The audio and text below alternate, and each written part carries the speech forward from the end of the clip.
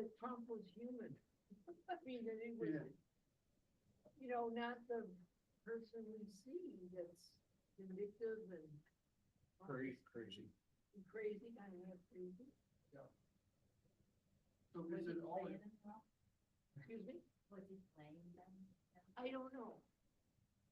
When the thing side here on one side, that in fact was somebody either was an interview, but another interview. One of his shows where there was a reporter or someone who specifically said that he thought he was being played. But from the other side of it, what I hear is in private that the people like, oh, that he's just this laid back, funny guy who take a hit now and then. So it was an interesting experience to watch that because we all know about critical Trump. And I thought it was fascinating when he took the 60 insults. Yeah. As an example. Yeah. And he said, sign it, and he did. He's been much more open to at least allowing some of the comfort things not to bother him about everything. Right. And he's been really pushing that the last, really since the election. Well, absolutely. And, and I understand a lot of concerns that everyone's sharing about. And, the dynamics of the last 8, 10 years. That go back to 2014, 15.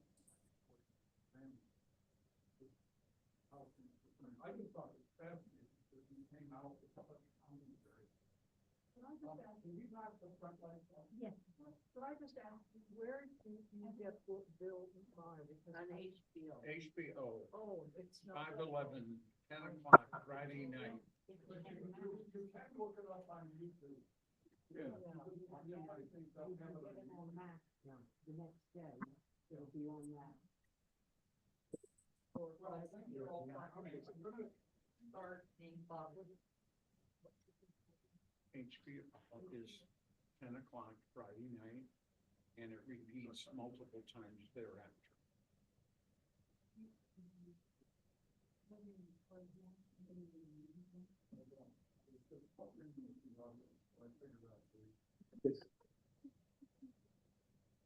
Well, thank you again all for coming. I'm going to start back a little bit at the Potsdam conference, and there'll be some portions of today's lecture where I'll go back into something we talked about in previous lectures, just to give us a little context. But I have one other question to ask, and Robert, you're not allowed to answer. Okay. 6. That reminds me of a story. Does anybody remember yesterday? Just in our own minds. Okay. All right. Yes. That Did was when, anything? Lincoln was assassinated. There you go. All right. He was shot in the head at Ford's Theater. And as we know from the press nowadays, the interview that took place with Mary Todd Lincoln right afterward was, other than that, Mrs. Lincoln, how did you like the show? I mention it because although I quite honestly spend very little time on television. It was in Jeopardy last night. There was? It was Okay. on Jeopardy, a whole series last night. But an event as critical to the trajectory that was anticipated to be after the Civil War, the impact of that is somehow dissipated in our consciousness. And part of the reason I bring this issue up at all is not just because it was also in April that Roosevelt died. An empty 5-gallon bucket, one of those Home Depot. And the crash. It's empty. All right, we have to make sure that those in Zoom land either mute themselves, and then when you're going to speak, push your space bar or raise your hand so we can address you. Otherwise, it's going to get reverberating here. So I bring this out because every time a president has been killed or died in office, it falls to the next in line to try to capture the essence of what that individual had proposed and decide if he's going to follow through or follow his own agenda. This is the natural structure of our organization. But it struck me that we don't appreciate it as deeply as we might. And remember that Truman, who shows up at the Potsdam Conference, was not told a great deal by Roosevelt. All right. That wasn't his primary duty, and a lot of things were not shared. It's even said that he didn't know about the atomic bomb until much later, that is, weeks after his particular ascension to the throne, as we call it. So I bring us back to this. Also, Churchill suddenly is removed from the scene, largely over what may be considered domestic politics. But at the same time, Clement Attlee now has to run the government. So the trajectory of what's going on by the two Western allies has been totally upended. But Stalin remains. And his purpose is very single-minded. And we'll come to that a little bit later. I bring this up again, not because I want to cover the same things, but I want to bring something to mind that reflects decisions that have been made by our leadership, not right now, but going back not very many years when we took over Iraq. Raj, you want to add anything? You got it? Okay. And I notice where I want you to see it says Nazi Party members removed from office. And if we reflect back on our own history, we will find out that we did the same thing with the Ba'athist Party when we took Iraq. Now, what did that mean? Well, we did it as sort of an ideological purge, okay? So when no longer was Saddam Hussein in charge, we now had to find people who allegedly were on our side of the agenda, vague as that was at the time, but importantly, had no experience in government or limited experience in government. So that created a whole set of chaotic events that ended up having an outcome I think most of us would agree was less than stellar. Now, why do I even bring this up? If we look back over the last 20 years, 25 years, each time we get a new president, even a president who's been reelected for a second term, what happens? Major administrators, bureaucrats, judges, lawyers, whatever, are moved out the door, and others are brought in who will take the leader's agenda and run with it. That's what their job is. But if you have people who are incompetent, you can end up with enormous problems with chaos. That's not to judge any administration. I use it as a platform. No, I mean this seriously. And I realize there are strong feelings. I'm not going there. But I want you to think about the events that we're going to discuss later on at the end of the war. And I already alluded to the very interesting controversy between Churchill and Eisenhower about the importance of Berlin, just as a way in which tensions and serious disagreements can come up. And we should respect that even though we're going to criticize, critique, and offer options that may not have been considered. So I show this one because the Nazi parties are removed from Germany. And as I mentioned in other aspects, Germany was to be broken up so it could no longer be a threat to world peace. Now, Truman learned about the bomb, yes. The Lublin Poles named after a city in Poland where the Stalin had installed a Polish government. There was another Polish government in London, those who had escaped from Poland when it was taken over, remember, by Germany and the Soviet Union, all right? Poland was partitioned in 1939, okay? Yet that, yes, and what he ended up doing, Stalin was able to convince with negotiations that the London Poles would come over and they'd form a coalition government. Unfortunately, the London Poles disappeared. They went sightseeing somewhere in the Soviet Union and didn't participate meaningfully. I bring this up because Truman learns about this, and I just thought the phrasing was very interesting. And he informs Stalin, not that we have an atomic bomb, but that we have a weapon of enormous destructive capacity. And Stalin's reaction was that of a smile. Why would he smile? Yes, exactly. He already knew.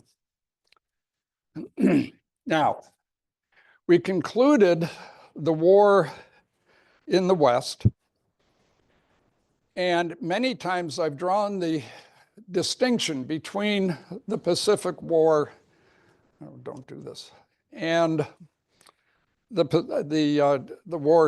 war in the West and the war in the Pacific. And in many ways, they can be dealt with differently, and many histories do separate them out with very little reference back and forth as to the impact of one on the other. But one of the critical elements that came out of the Potsdam Conference was a reaffirmation by Stalin that he would participate in the war against Japan within a certain period of time after the war with Germany was concluded. This had been discussed for a long time, but came to complete fruition at the Potsdam Conference. Now, Germany surrendered in May, and he's going to show up in the Far East in August.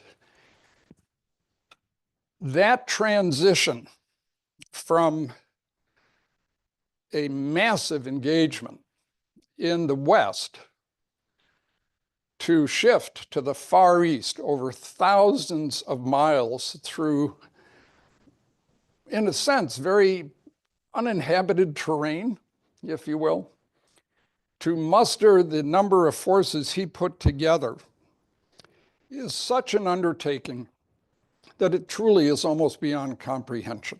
And we'll talk more about that in a minute. But what I want to do now is just cover one of those godforsaken theaters of war that only some of us are even aware of in the barest sense. The China-Burma-India theater.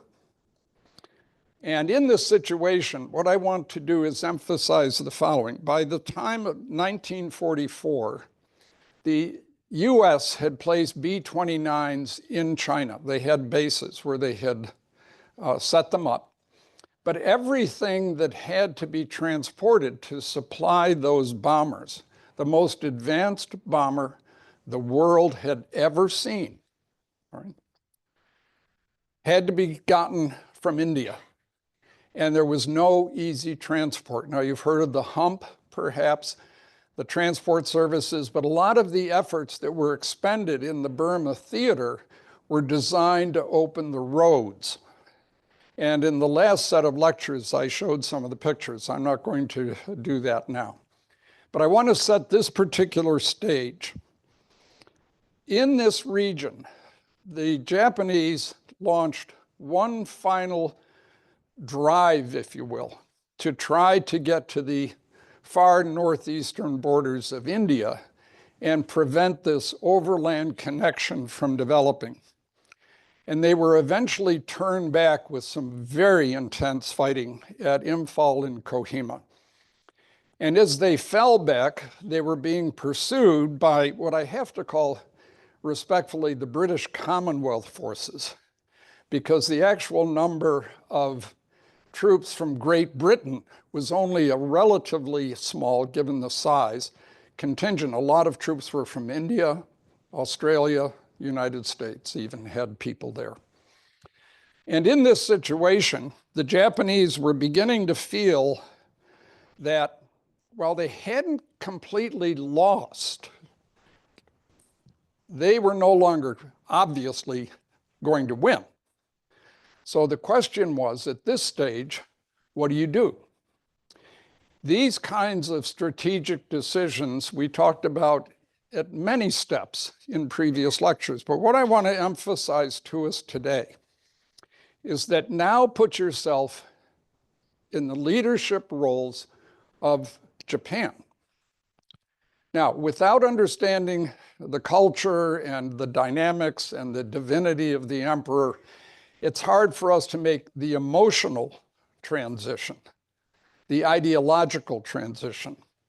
But what we should do is at least put ourselves in the intellectual position of saying, when I see how this war is beginning to fall against us, what am I going to do? What am I going to ask of my people in order to try to find a way out of this?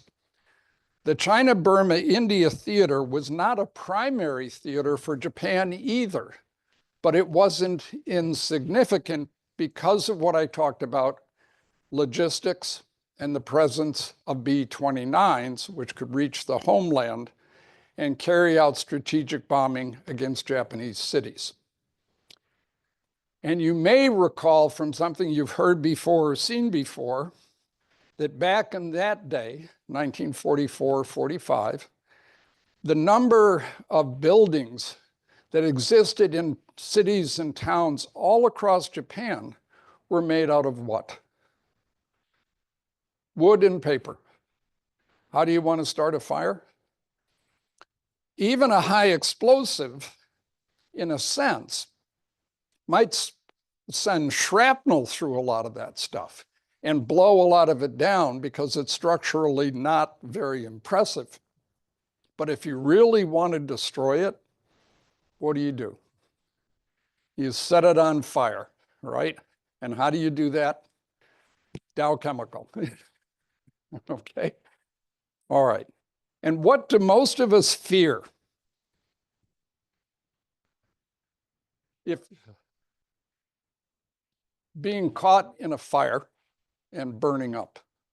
I mean, have you ever, in your image of your own mind, you've seen things of Joan of Arc, all right? And she's up there on the post and the kindlings all around her and they're setting fire to it. Imagine how terrifying that must be, all right?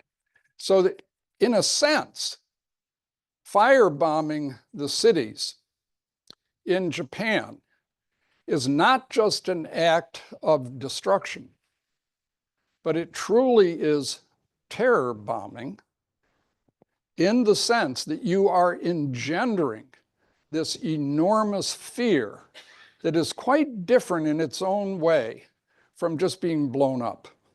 And that's not to say we'd like that either. But being burned, that's a stretch. So Japan wants to hold on to these theaters in the China, Burma, India region as best she can, because the threats that are facing the homeland are increasing, and they're increasing very rapidly. Now, how do you respond? Well, as we've talked about in the last set of lectures, that is going way back, a lot of the places that were held by the Chinese as opposed that were held by the Japanese, allowed B-29s from that region to reach Japan itself. In that regard, one of the key things the Japanese wanted to do, other than interfere with the logistics, which I've already talked about, in terms of how difficult it is for supplies to be moved across from India into this region. You want to come further down here to Burma, where you can begin to connect up with rail systems and better roads. In this situation, therefore, the Japanese have two major initiatives. One, keep the Allies from advancing further south in the Burma theater. And the second, they will launch a major attack in China to get those air bases destroyed or moved out of range. And again, as sort of the pipe dream, maybe Chiang Kai-shek will fall apart. Again, a pipe dream. They've been fighting there since 1937, and they weren't about to give up when they begin to see the walls closing in on Japan. Who else is in the Chinese theater? Mao Zedong, with the communist Chinese, operating as a separate entity and always looking to the south. He tended to be further north, looking to the south and thinking, when this war ends, it's going to be Chiang against me. What happens? The Japanese don't do much against Mao's troops. It's an interesting choice. Why was that? Well, first of all, they learned from experience that fighting Mao was costly. He seemed to have a grip on how to conduct warfare, even though the Japanese could drive them back, but it was a costly venture. And rather than spend efforts over a broad front with diminishing resources, the Japanese would also tend to concentrate themselves, just as the Germans had to concentrate themselves.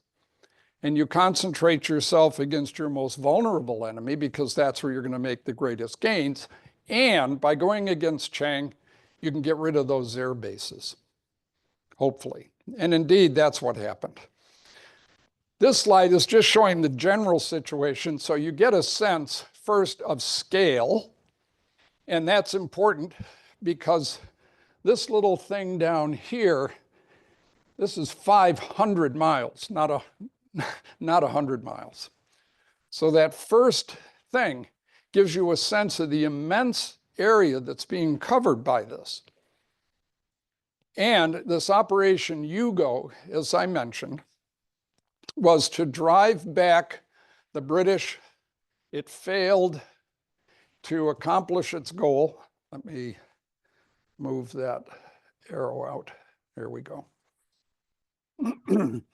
But it was their attempt to restrain any further progress in the region. Now, I've blown the slide up, again, not to concentrate on who did what, but to give you an idea of how things had to be organized over such a large area and permit the Allies to move further south so they could open up the road system, something we've called the Lido Road. You've heard the term Burma Road.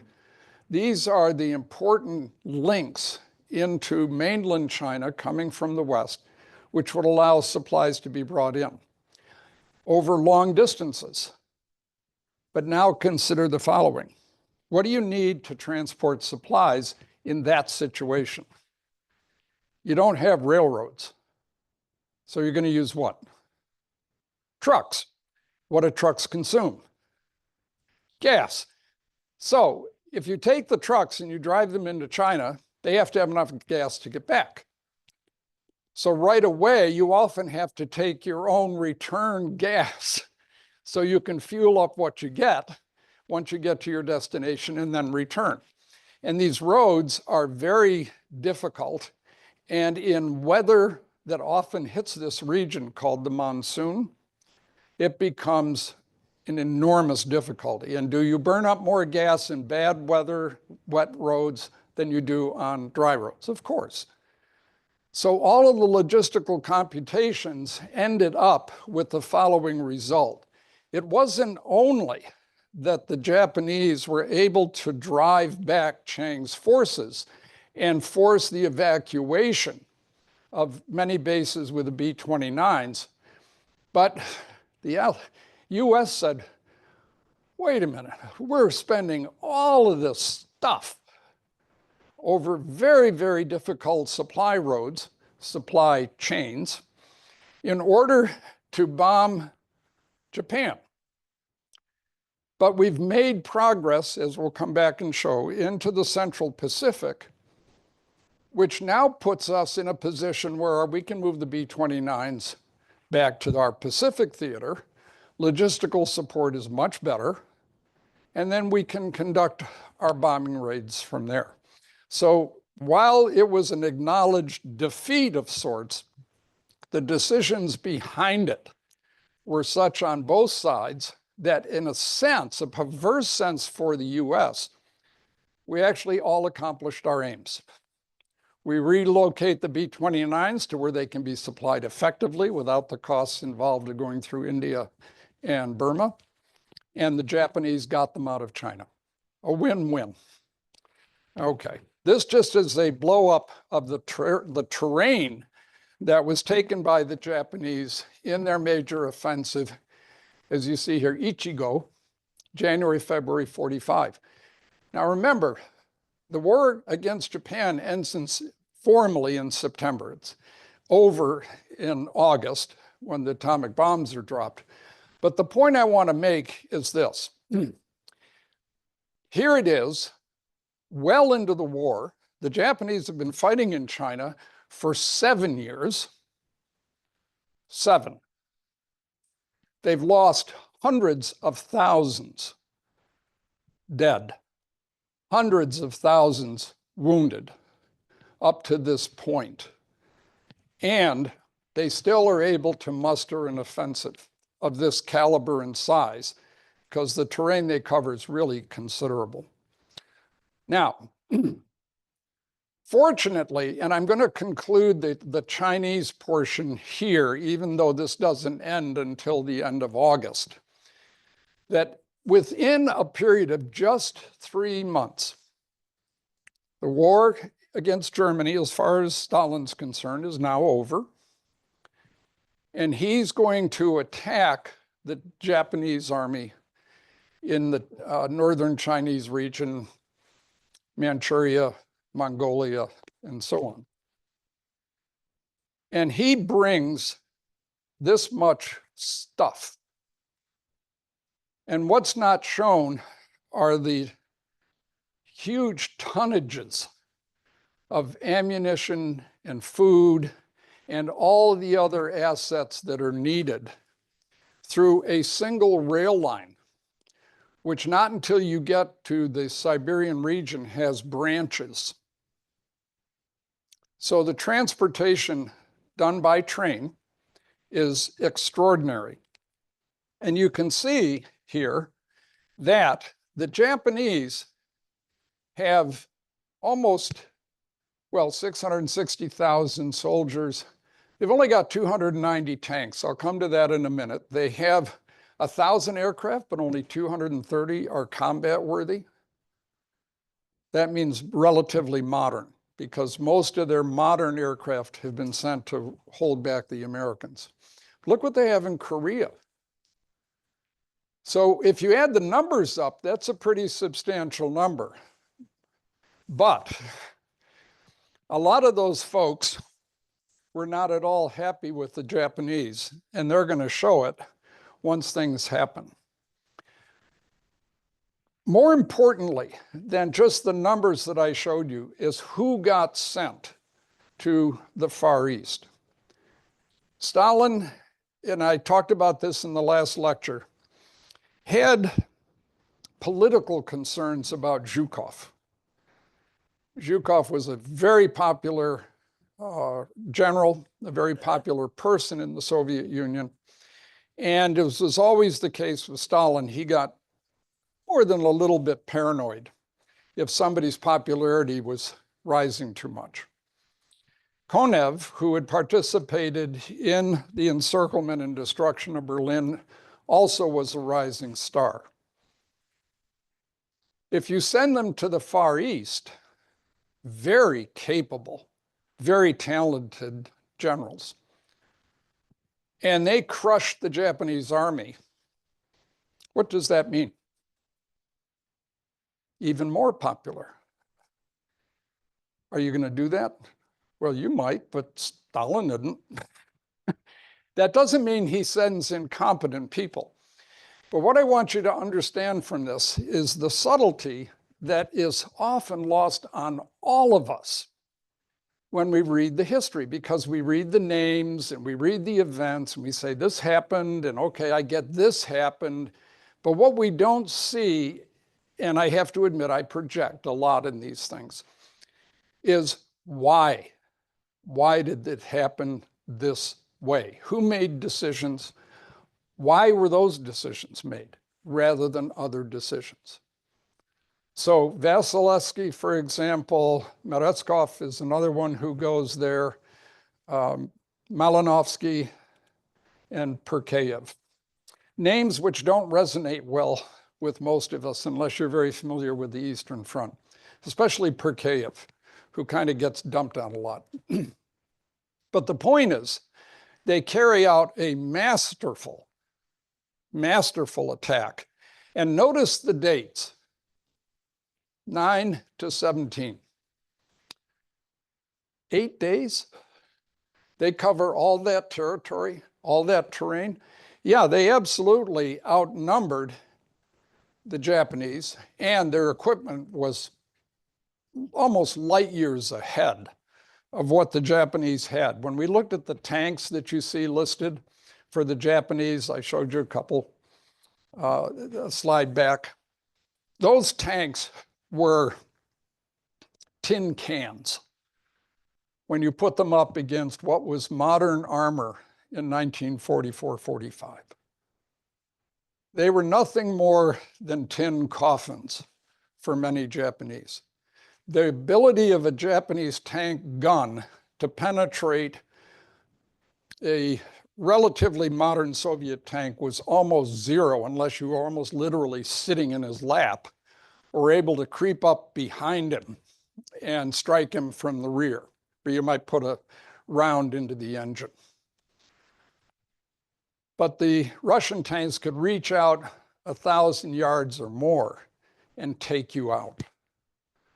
So even though by the technologies that failed the Russians, the Soviets, in 41 and 42, by this particular time, they had corrected many of the problems they faced, and they just destroyed the Japanese forces. And in addition, did the Japanese have a lot of trucks, or what we call prime movers? Very few. There are images you can still find where they're, like the Germans, were using horses. Well, that means getting out of Dodge when the going gets tough is very difficult, very difficult. But the Soviets by this time had developed their logistical skills to an enormous degree, had learned not only how to use the technology, but how to sustain an offensive over many miles, not just the first iteration, the first attack and breaching of the front. Now, just to recall one thing, the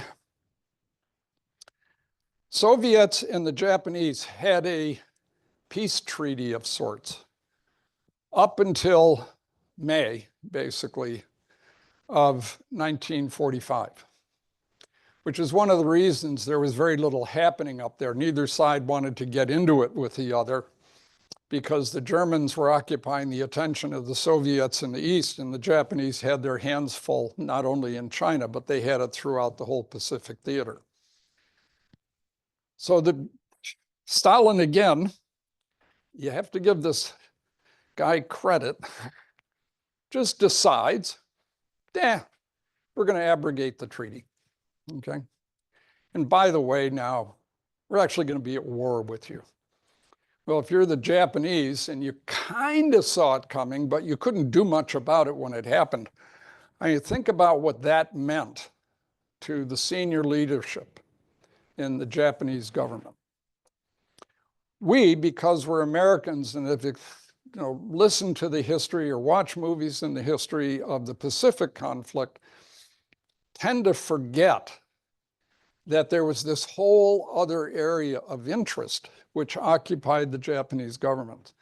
So the question comes up, what do you do at this point? Let's go back before Russia, I'm sorry to mix the two, the Soviet Union attacks the Japanese army in this region. You're the Japanese government. What do you do? Man, you gotta make a decision here. Okay.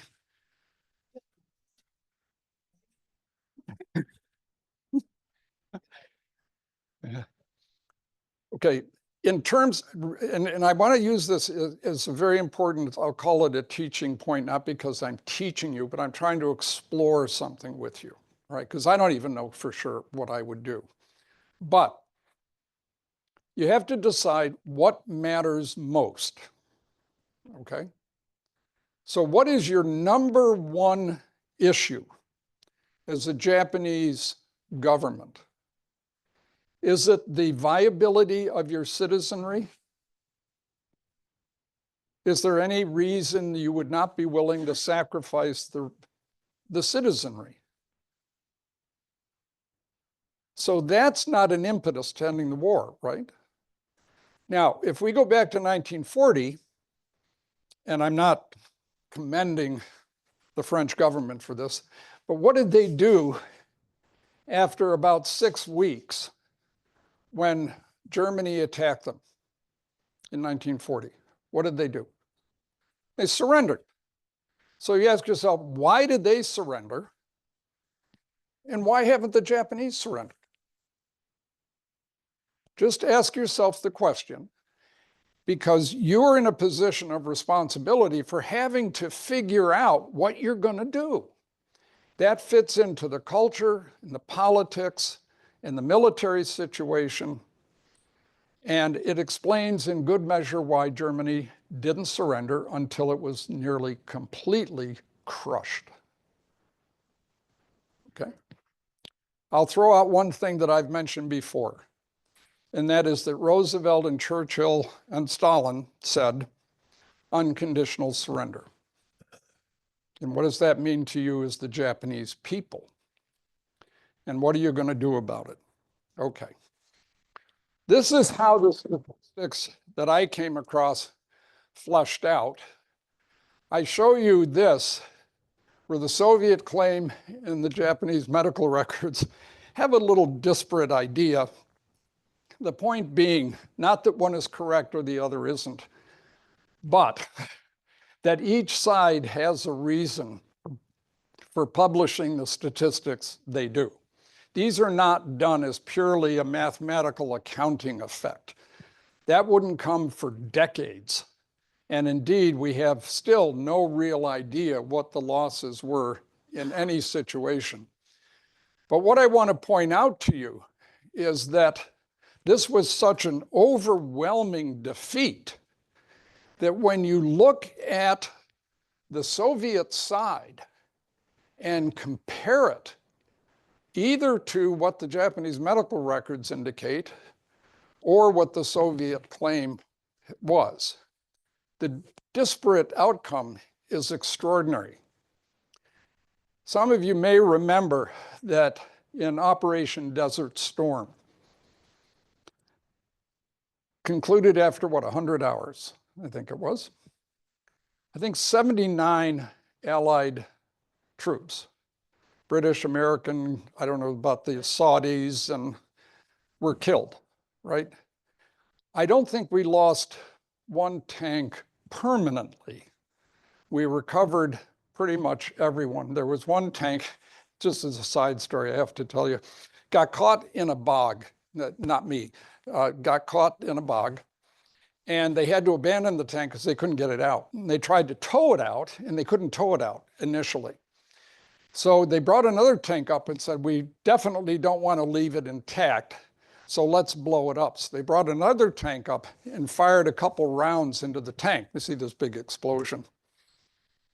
Guy goes over to the tank to see if it's been truly destroyed, and he turns the engine on.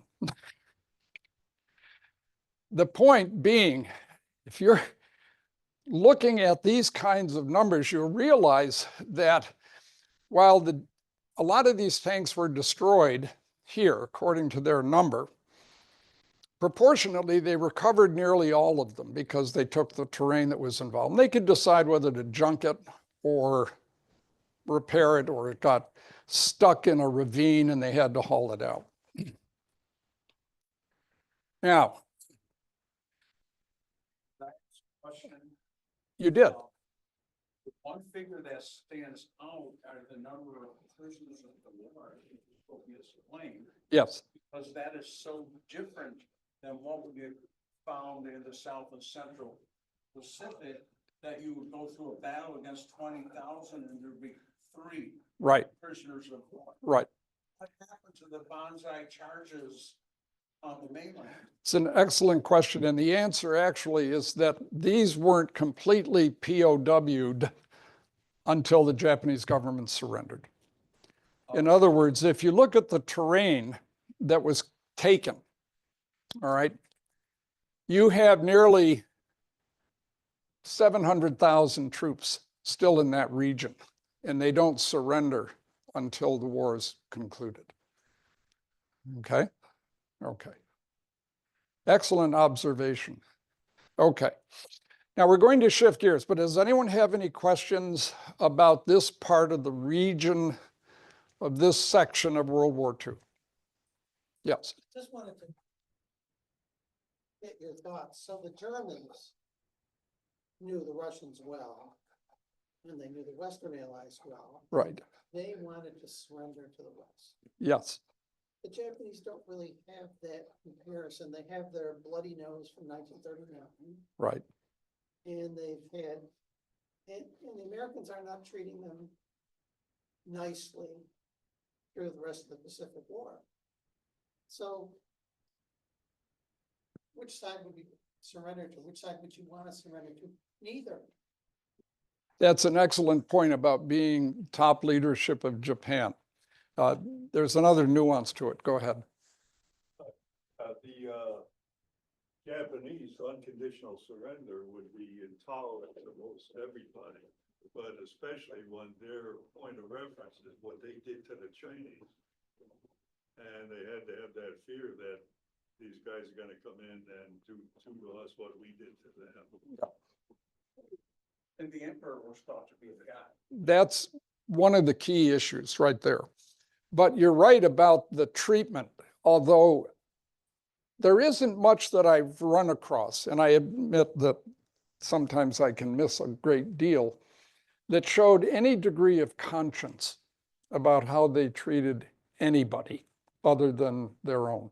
And even their own, if you read experiences of training, Saburo Sakai, for example, who was the premier Japanese fighter ace, was so abused during his training that he tried to bite off his own tongue so he would die. Brutality was the norm. Slapping a soldier? Oh, that's nothing. And that's part of the different ethos that existed. That's hard for us to understand. Yes. We saw him as the primary leader of China as whole.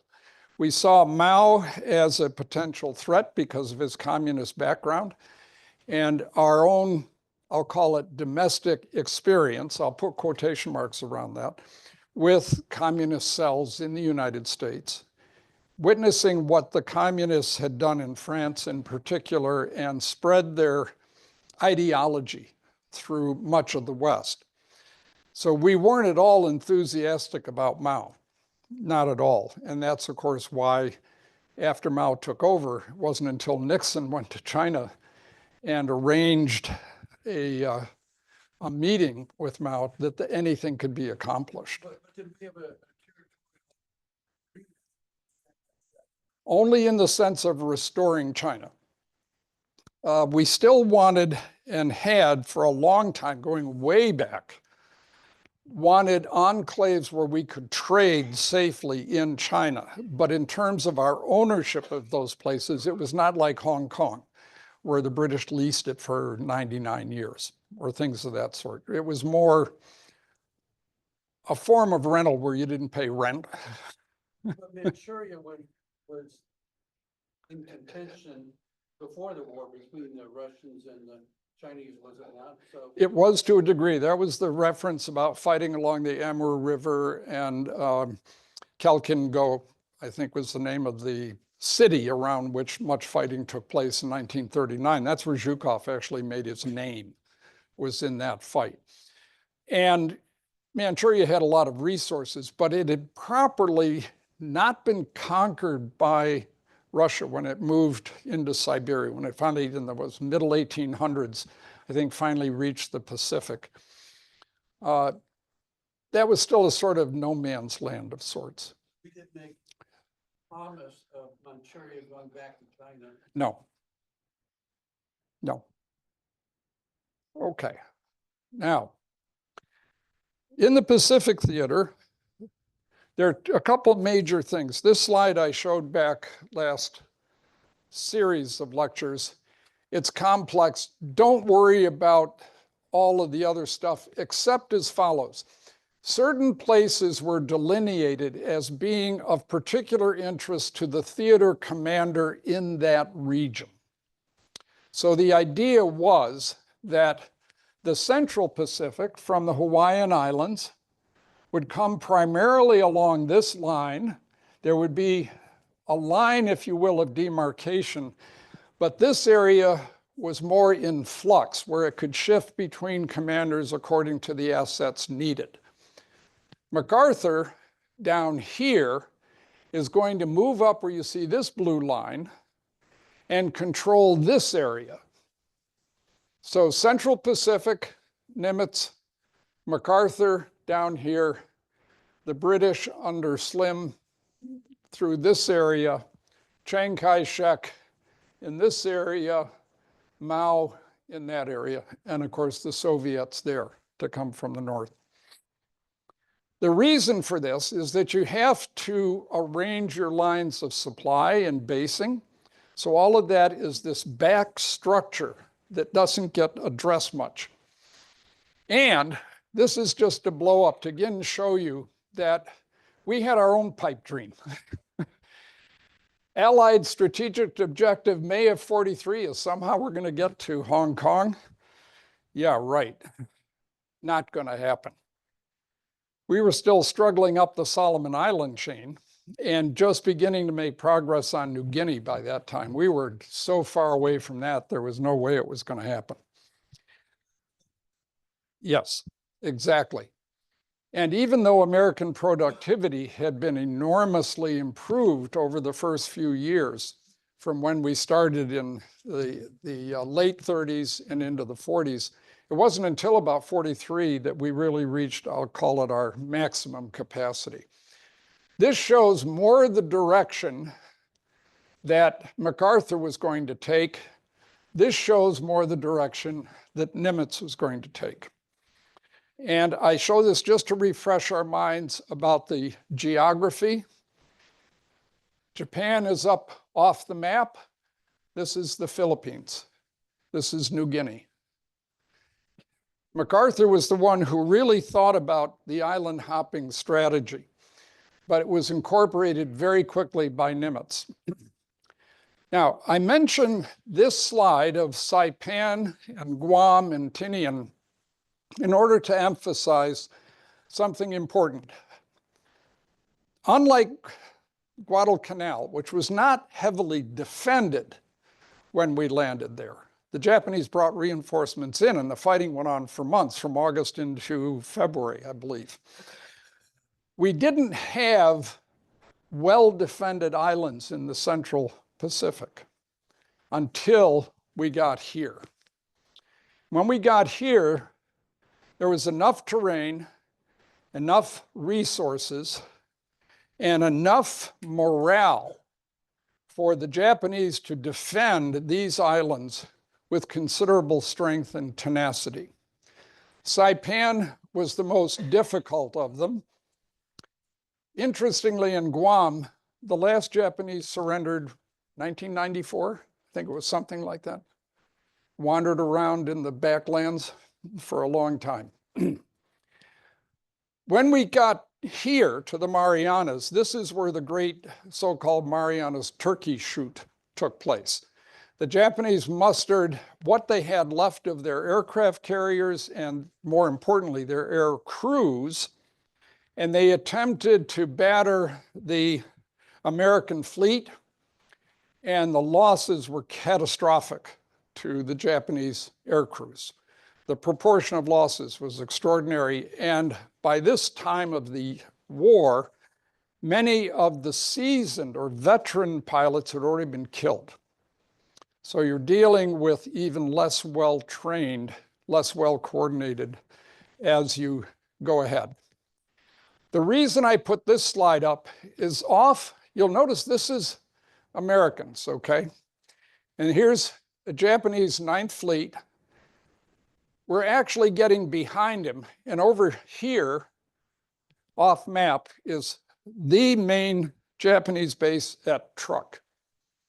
We just decided to ignore it. This is that emphasis on what we call the island hopping campaign. So the idea was that we were beginning to realize what we needed were air bases to protect the fleet and allow us to leapfrog. And in the interim, any island that was occupied by the Japanese could be isolated. If it had aircraft, we could shoot them up on the ground or bomb their airfields, but certainly they wouldn't get supplies through that could be of any threat to us. The major strategic goal for 1945 by MacArthur was somewhat different from the goal Nimitz wanted. And this is why eventually Roosevelt at the time had to separate the two and provide sufficient power to each in order to have these initiatives come at the homeland of Japan from two directions. As you may recall, MacArthur had said when he left the island, "I shall return." So he emphasized the political importance, not just the military and strategic importance for holding the Philippines. If you remember back a couple of slides ago, the Philippines sit on the supply lines that bring oil from Indonesia up to the homeland. And if you own the Philippines, because the Japanese had the Chinese coast, right? If you own the Philippines, you can interdict that movement. So not only were our submarines going to be easily able to traverse a relatively small area of sea, but if we held this, we could supply our submarines back at some bases, refuel them, rearm them, send them back out. Instead of going 2,000 miles from Hawaii, you now are just a few hundred miles. So you can be out there longer, you can be concentrated, and you can return if you're damaged.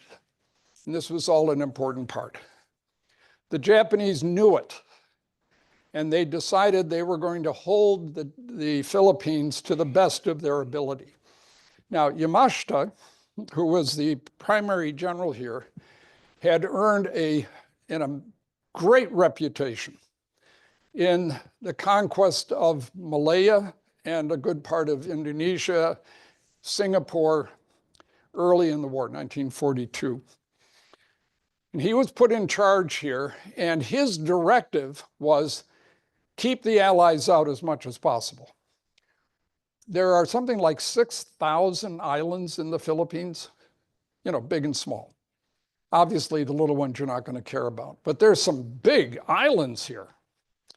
And of course, this is one of the most critical, Luzon. The Allies invaded Leyte, and we talked about this before.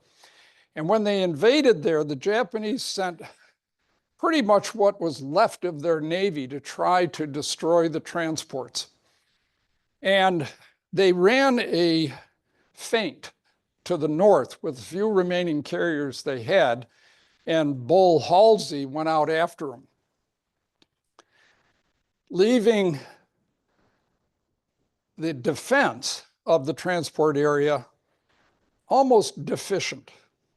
There were a few escort carriers. Their escort carriers were really small capability, few aircraft, no big armament, and this and that and the other. And after a series of issues, the Japanese actually were headed for the transports and intercepted by those escorts.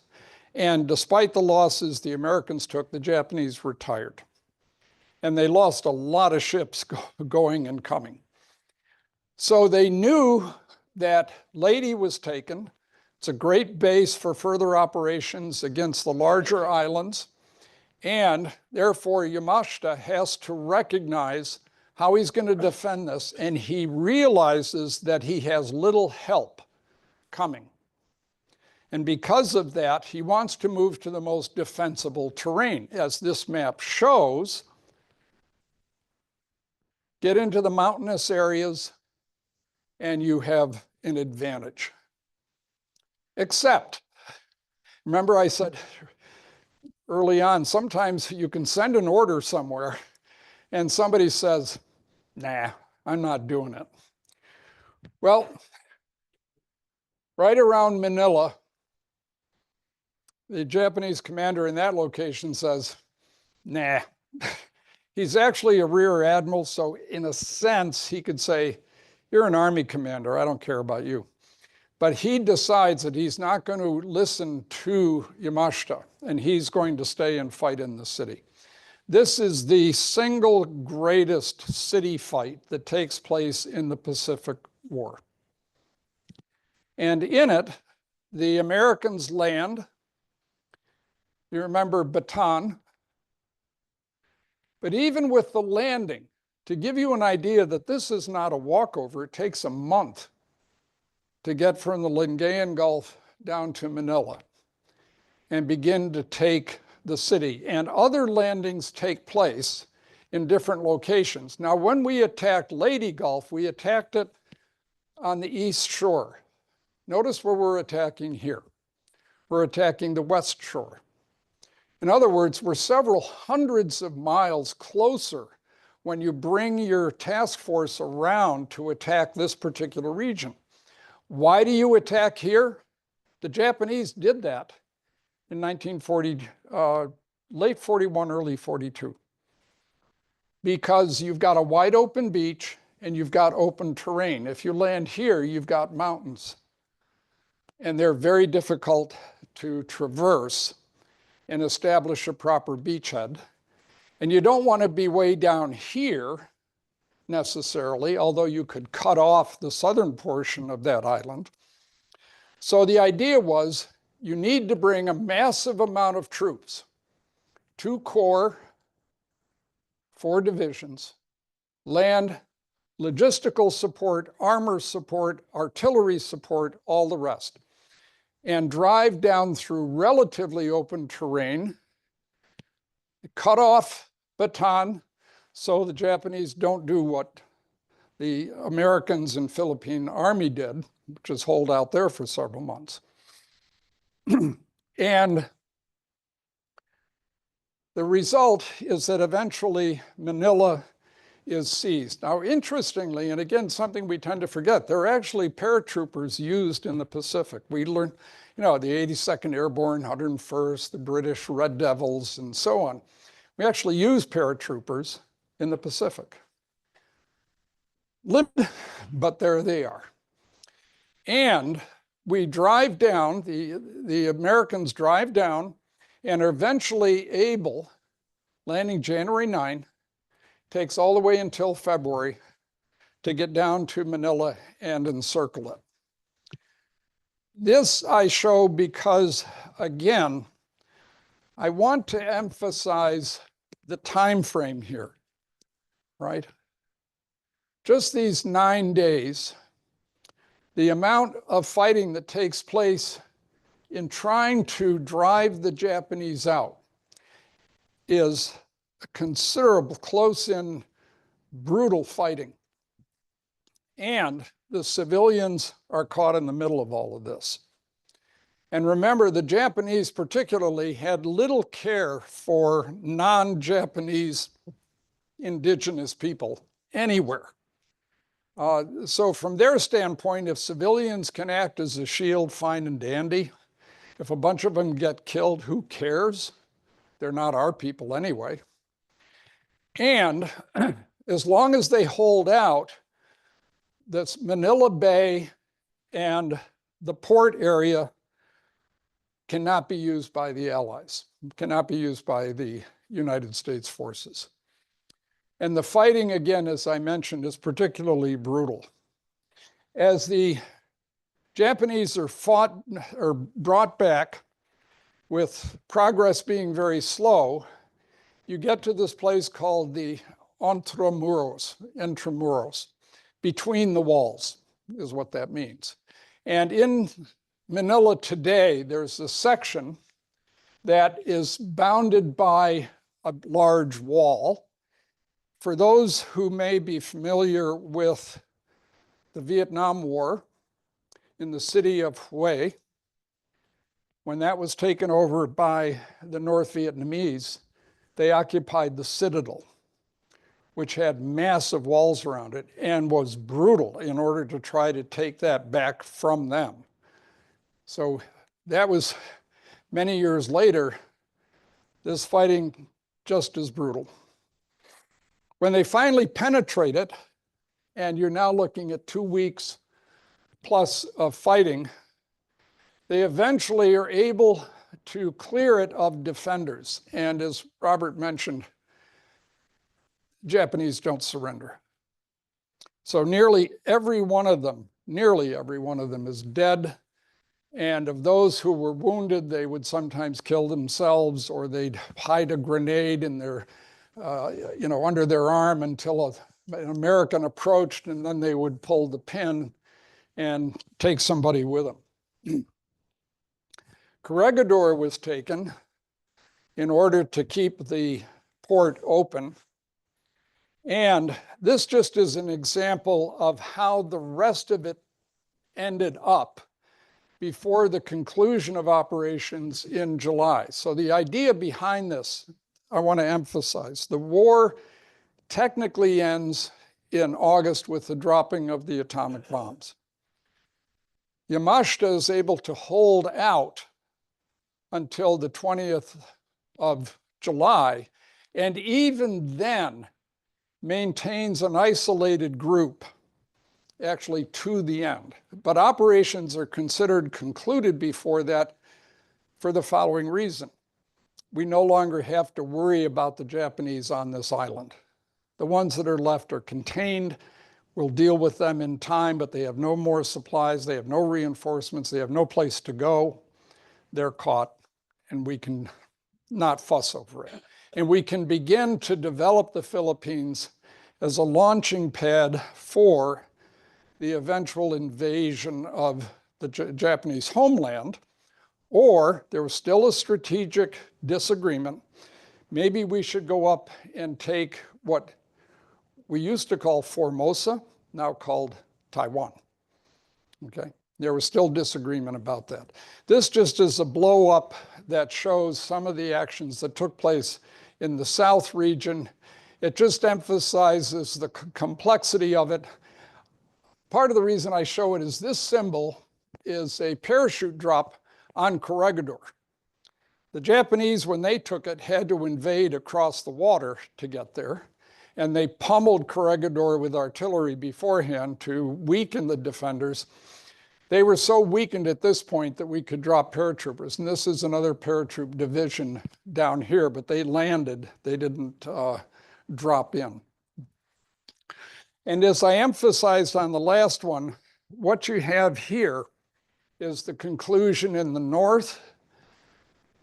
The Philippine people had been organizing in the north because it's protected terrain. It's hard to get around, and used guerrilla tactics, much as was described in the Eastern Front with partisan tactics, and a little bit less so in France with the Marquis.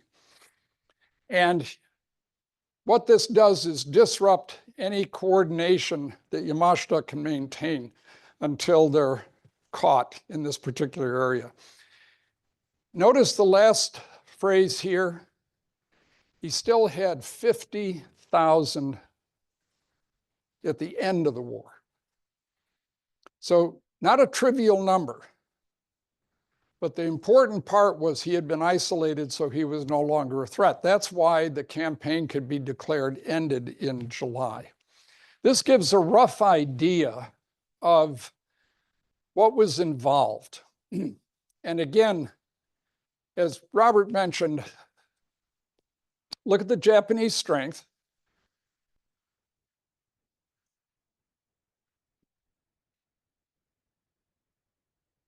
Amazing losses. Here's another little factoid, and then we'll take a break in a minute. In military parlance, many times, if you lose 30% of your combat power, which usually means those at the tip of the spear, you are what is called combat ineffective. These guys fought to the end. There was no such thing as combat ineffective. What it meant was you fought to the bitter end. I also mentioned this. 1 million civilians. Those numbers are almost impossible for us to comprehend. But the other part that deserves a little clearer attention is this one on non-battle casualties. What does that mean? Well, you might have been in a car wreck, but 140,000? But these are American casualties. Disease, what else?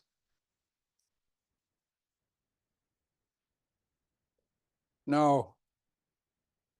Mental breakdown. It became such an issue that the American Army was struggling with how to manage what used to be called battle fatigue and how to address the psychological pressures that were placed on intense combat, especially in urban theaters, where quite literally, or in jungle fighting, you can't see anything. So anytime you expose yourself to go look at something, the old idea that if I can see you, you can see me. And if you're in a position to wait for me to stick my head out, right? Yes? Does that number include the Bataan death mark? No. No, this is all. This is all once we invaded the Philippines. And that's why it's so striking. We forget because it just isn't on our, I don't know, our radar screen, all right, in terms of what we think about.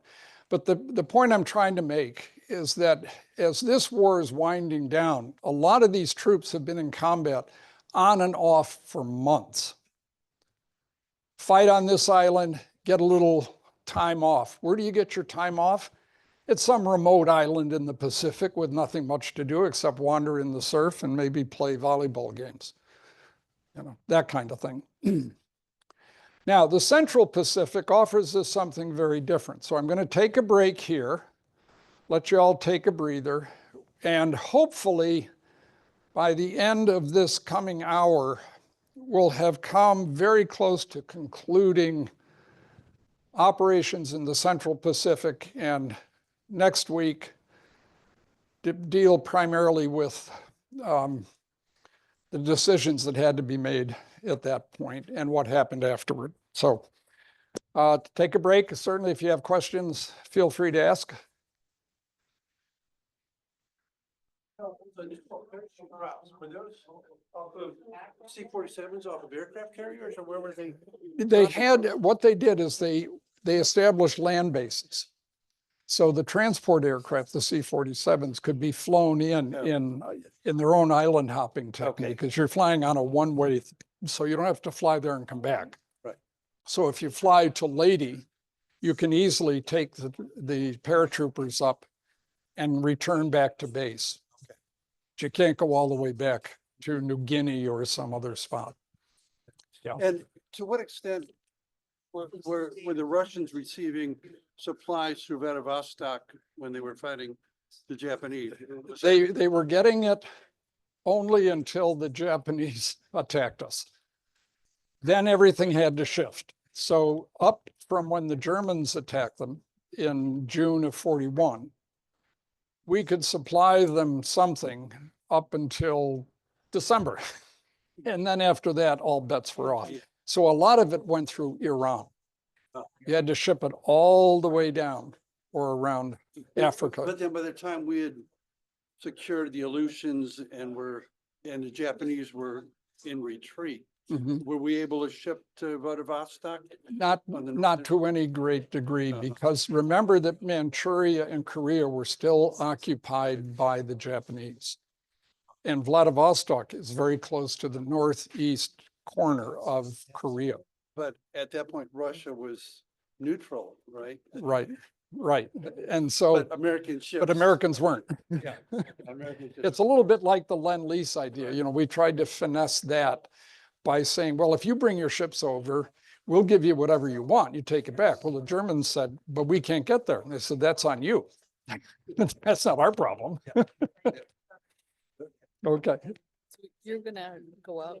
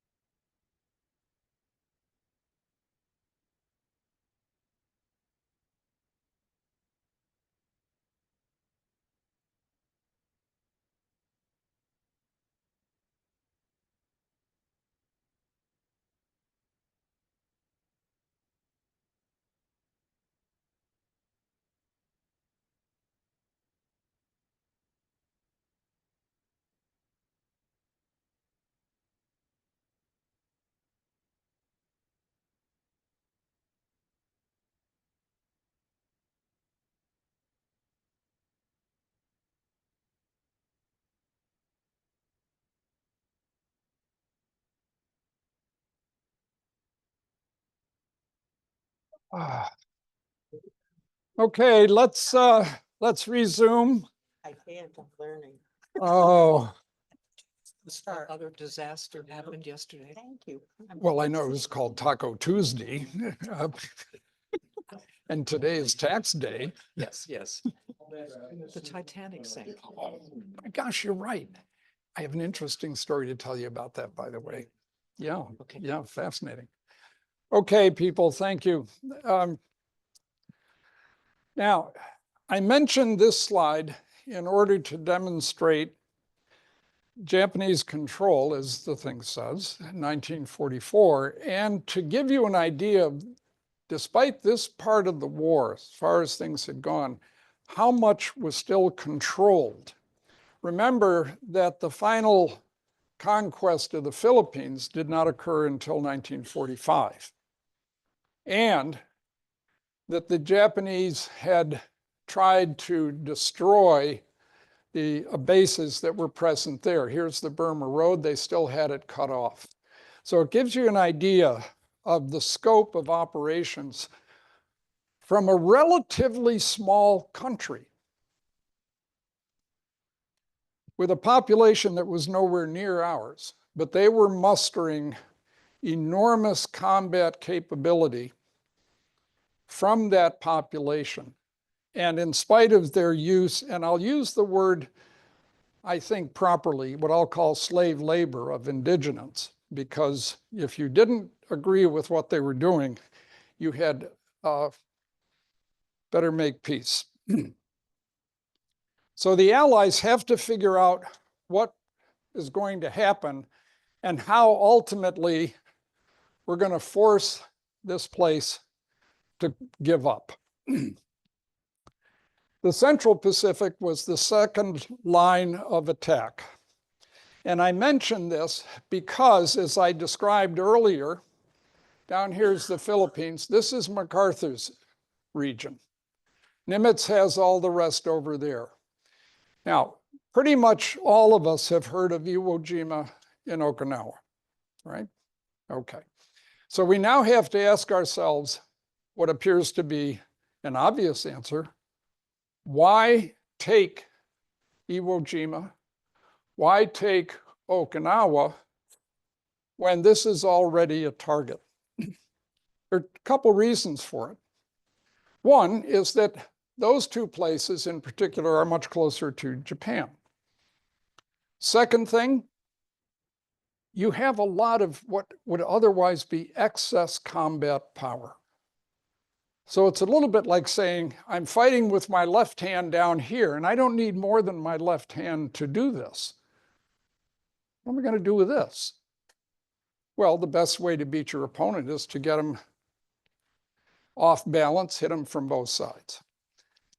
So the lines of attack were laid out in this particular way, and the distances involved are considerable between Okinawa and Iwo Jima. And though we have Saipan, Tinian, and Guam down here, the distances involved are still great. So you have to have a huge logistical train, seaborne stuff, in order to get there. Now, the invasion of Iwo Jima, notice the time frame, doesn't take place until February. Okay?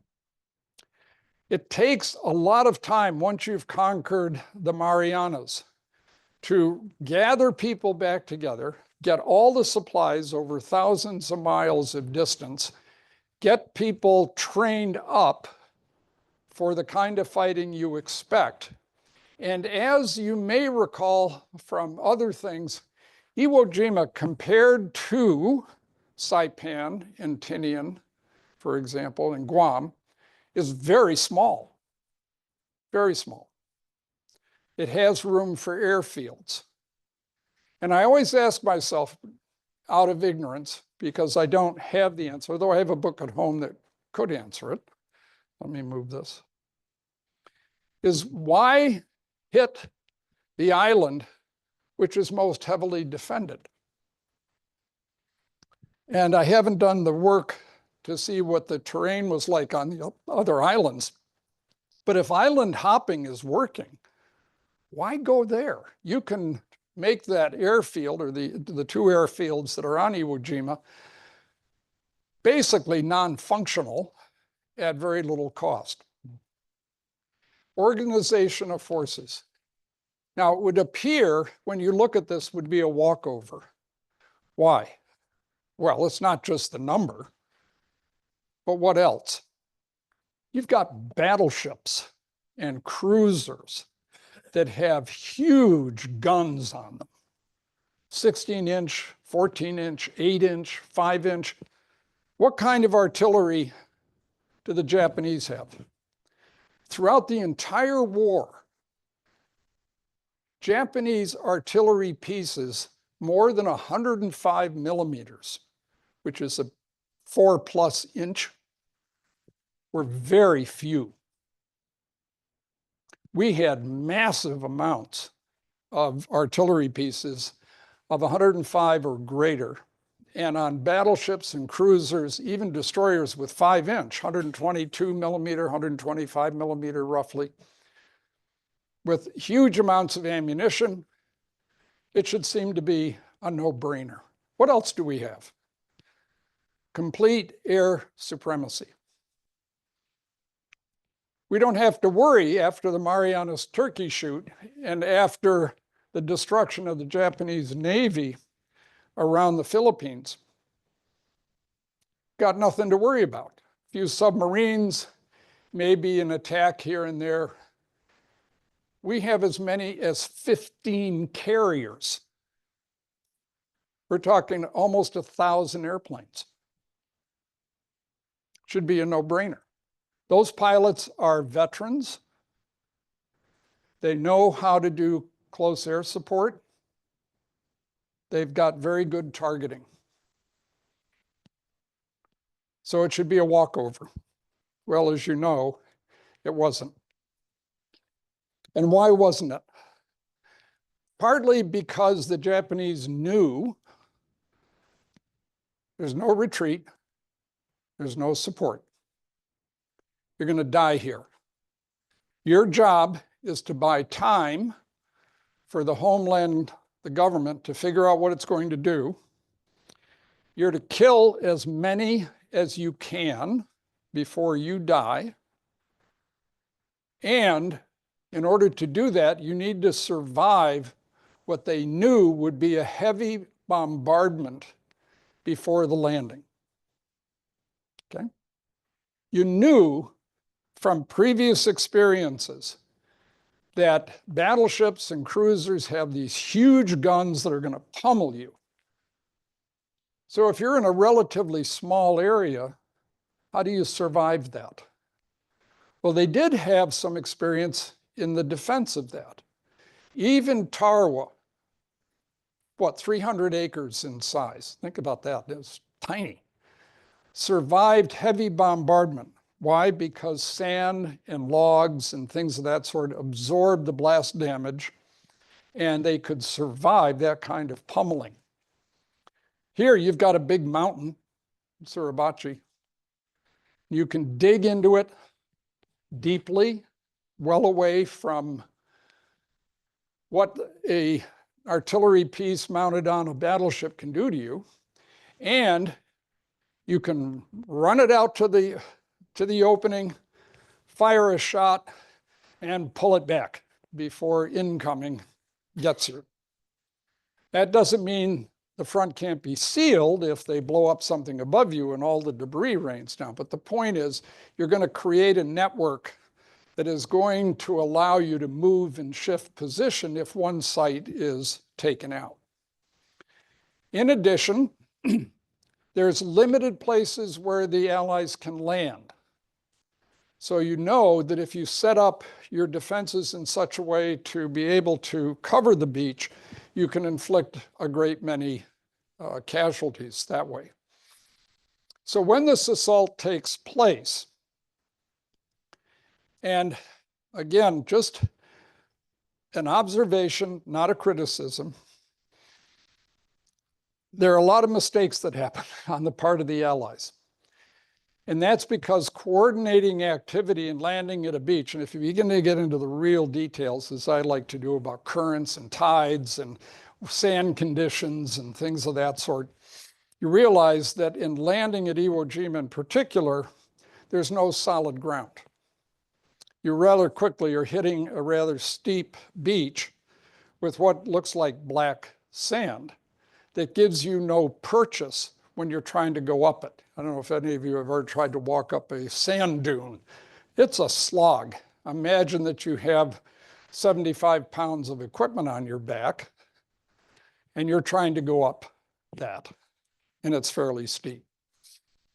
So in terms of just the logistics of getting people on shore, getting your troops onto the beach and then withdrawing, you can't bring in tanks until you have cleared enough distance that bulldozers can dampen down the beach and lay down what in airplane terminology, tarmac, you lay down carpets so that the tanks can have purchase going up.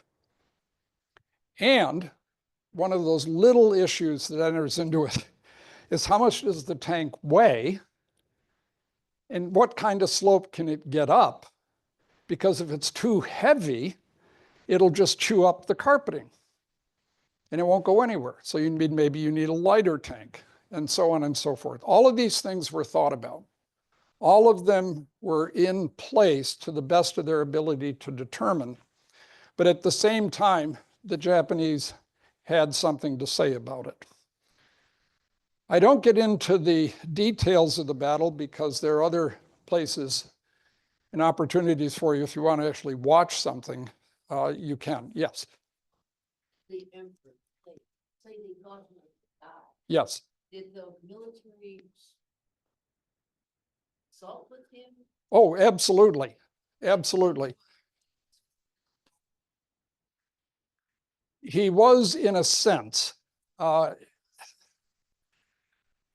it's one of those peculiar, you've hit a perfect point of culture and so on. The interesting element is that he was revered as a god, having descended through this lineage that went back to the founder of Japan, if you will. So that's his deification, if you will. But he wasn't a god in the sense that he had a magic wand, and could say, oh, I'm going to grow this plant right here. The other part of it is that since the 30s, the military had increasingly taken over the government. So civilian control, something we're used to, was essentially non-existent. So they consulted with the emperor in order to gain his approval, and yet at the same time, kind of kept him aside from some of the gory details, if you will.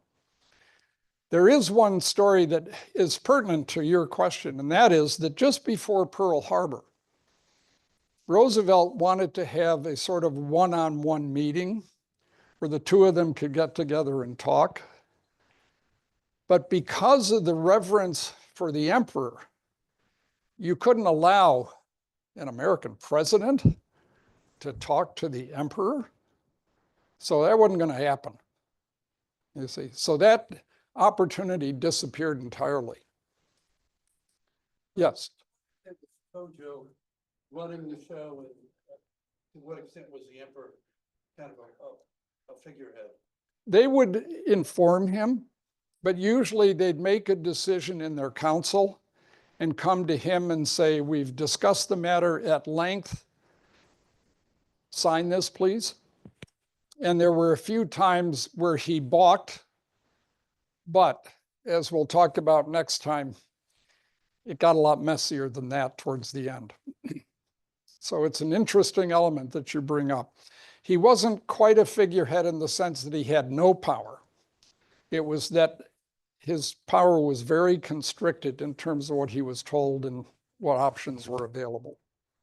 And Tojo, by the way, got kicked out of his position, I think after the Marianas fell. I may have the date not quite right, but it was roughly around that time. This shows you what happened. And again, I show this for the following reason. First, there were over 500 ships involved, dead and wounded, right? 26, 27,000.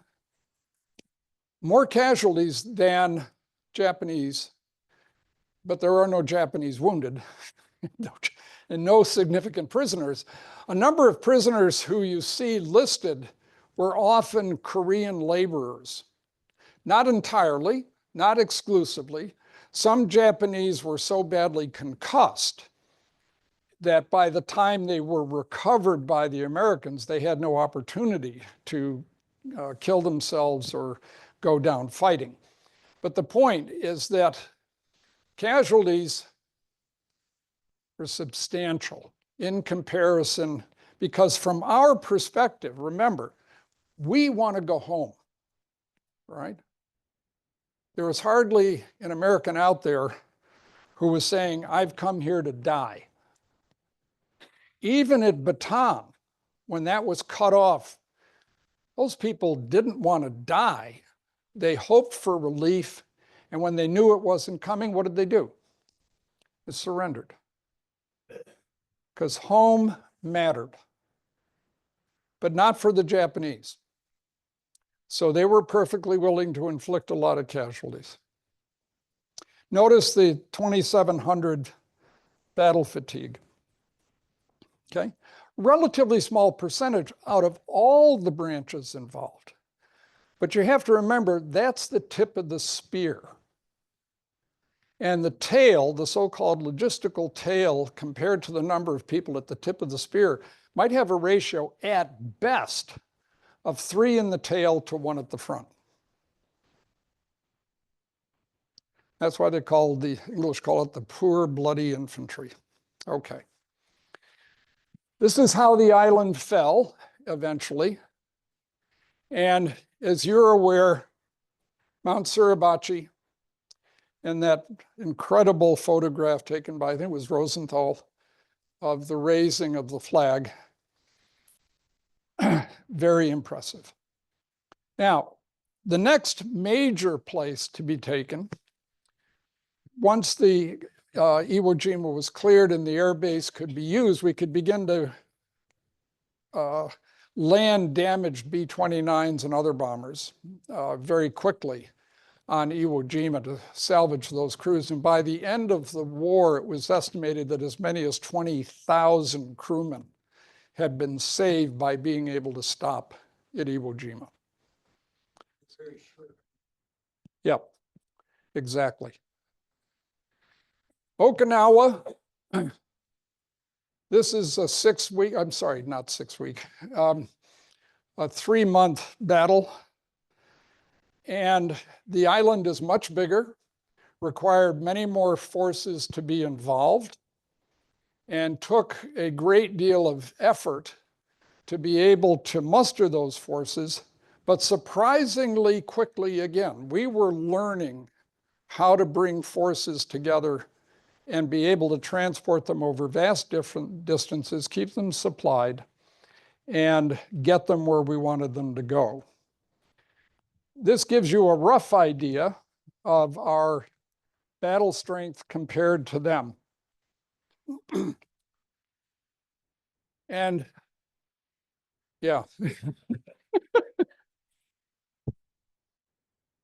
compared to 110,000, you can see the number that went to Iwo Jima. That's what we have here, because it's a much bigger island as well.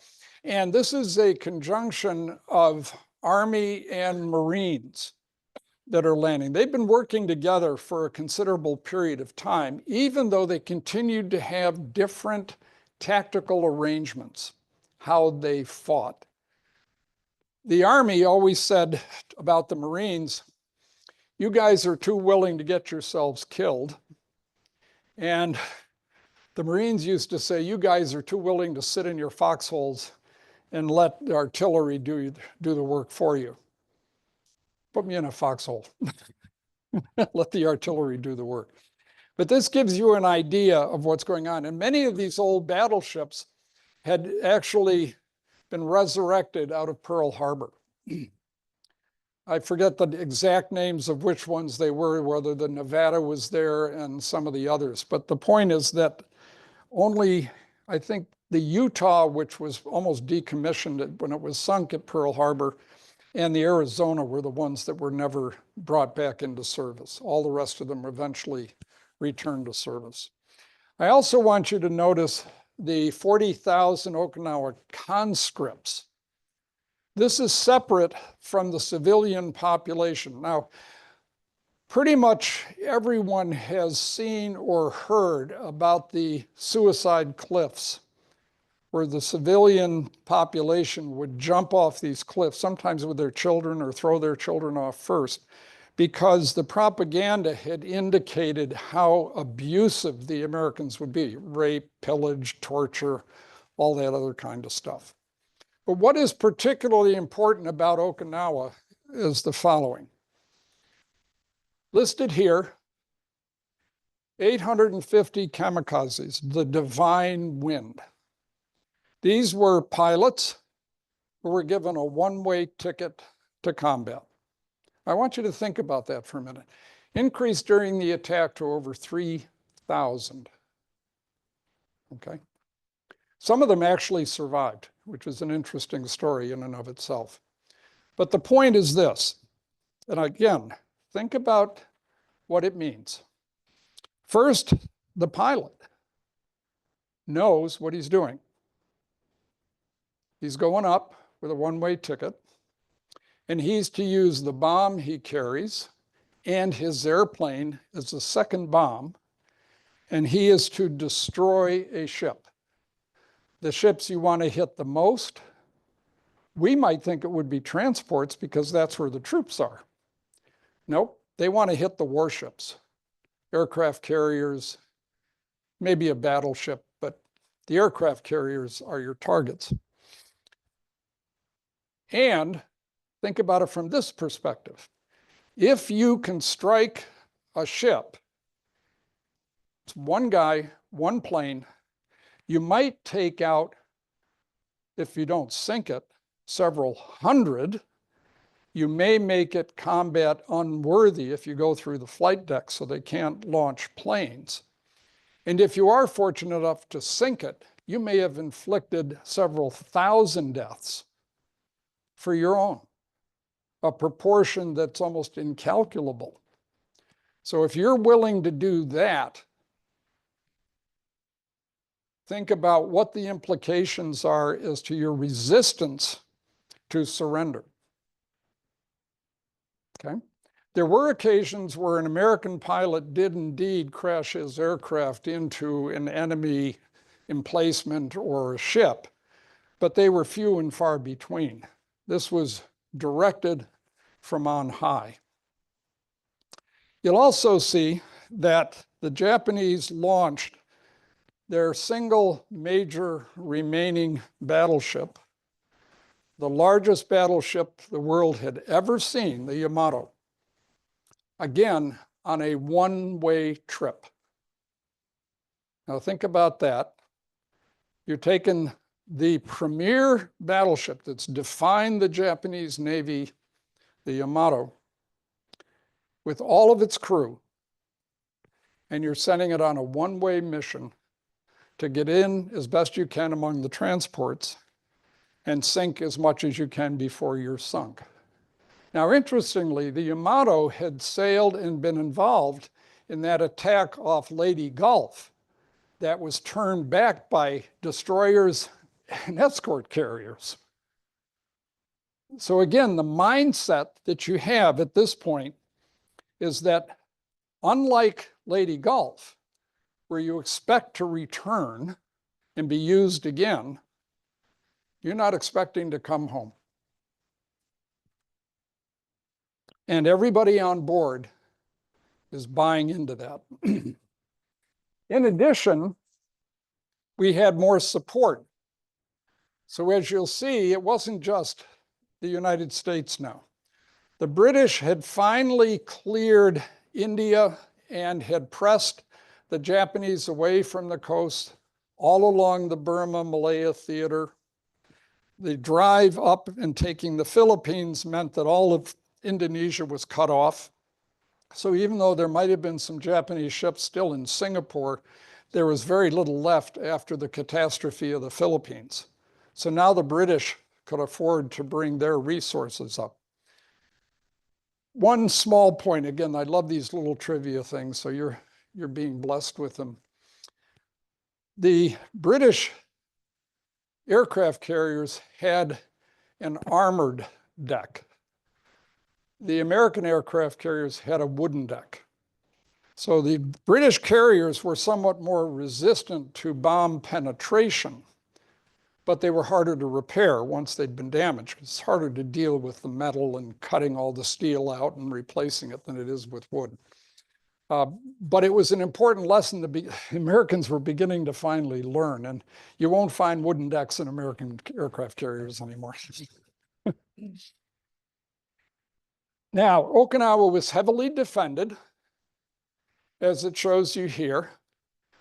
The special units are a whole different category of issues. These aren't like our special forces, though some of them would have been comparable. They called them the Naval Landing Force, Special Naval Landing Forces, for example. But they also knew from experience that it was almost impossible to stop the invasion from occurring, that is, landing and establishing a beachhead.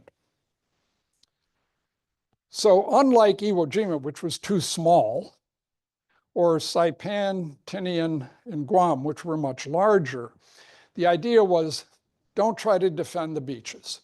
Does that remind you of Normandy? A little bit, the argument between Rundstedt and Rommel. Do I defend on the beach? Do I defend further back? How do I use terrain to help me?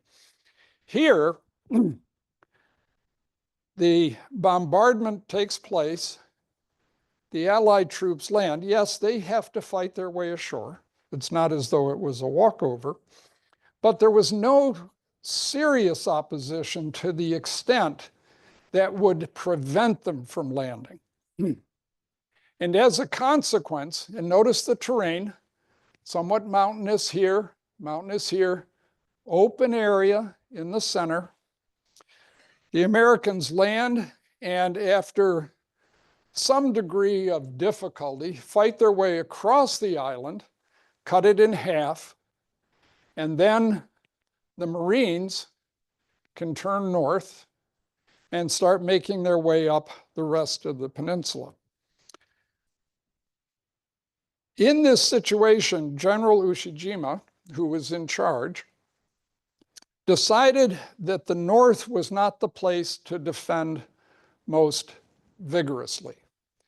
Instead, he wanted to use this terrain through here to the best advantage he could, because what are his goals?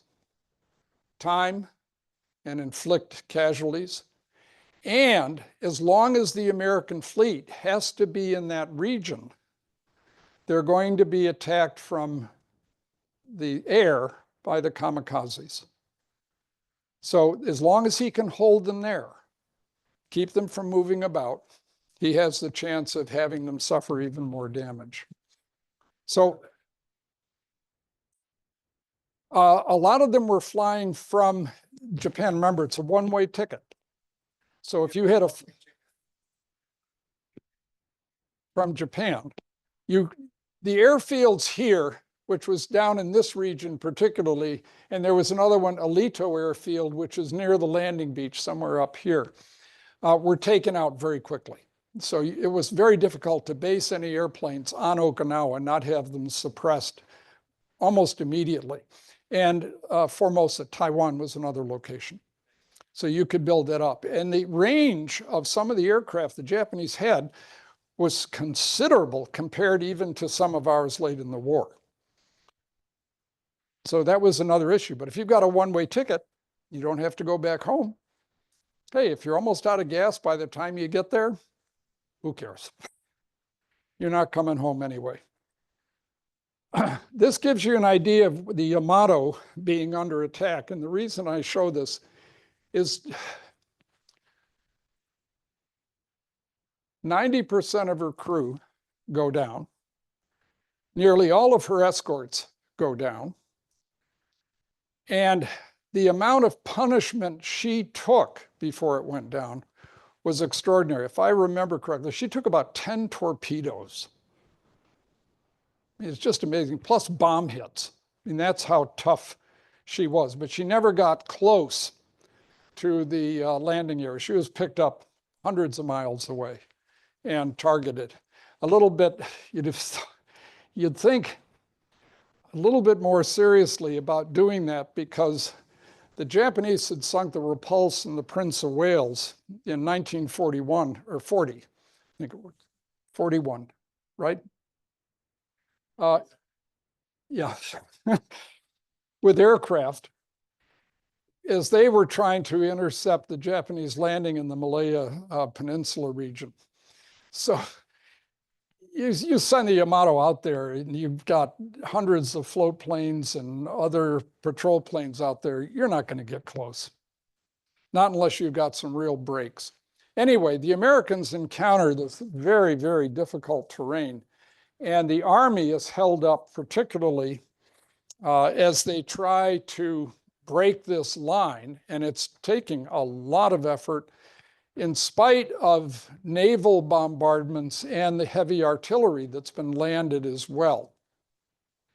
The kamikaze attacks are quite severe. Yes, they lose 3,000, or I'm sorry, they don't lose 3,000. They lose somewhere around 2,500. For some reason, some of them didn't find ships or they crash landed somewhere else. It's not really clear. But the point is the Americans were really taking a terrible hit while they're holding off in place. But ultimately, as expected, the island falls. And again, what I want to show you are the comparison numbers for the following reasons.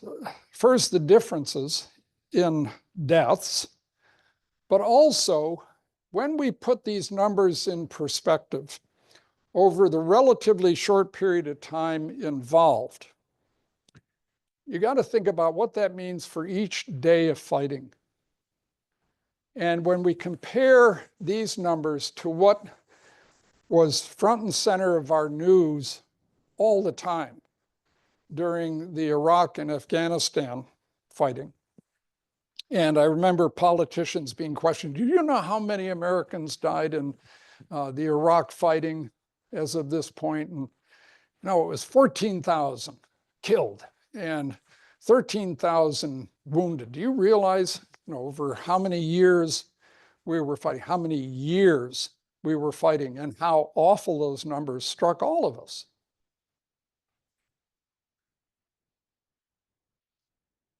$12,500 dead, roughly. Okay. So these are the casualties, not the number of dead, and that's extrapolated out of here. Look at non-battle casualties. Yes. This battle was unique in that both commanding generals were killed. Go ahead. No, say more, because Kruger was one. Theater commander of Okinawa. He was the grandson or great grandson of a Civil War, Buckner. Yeah. Buckner. Yep. So yeah, we have that happen too. Notice total number of casualties there, but here, again, dead.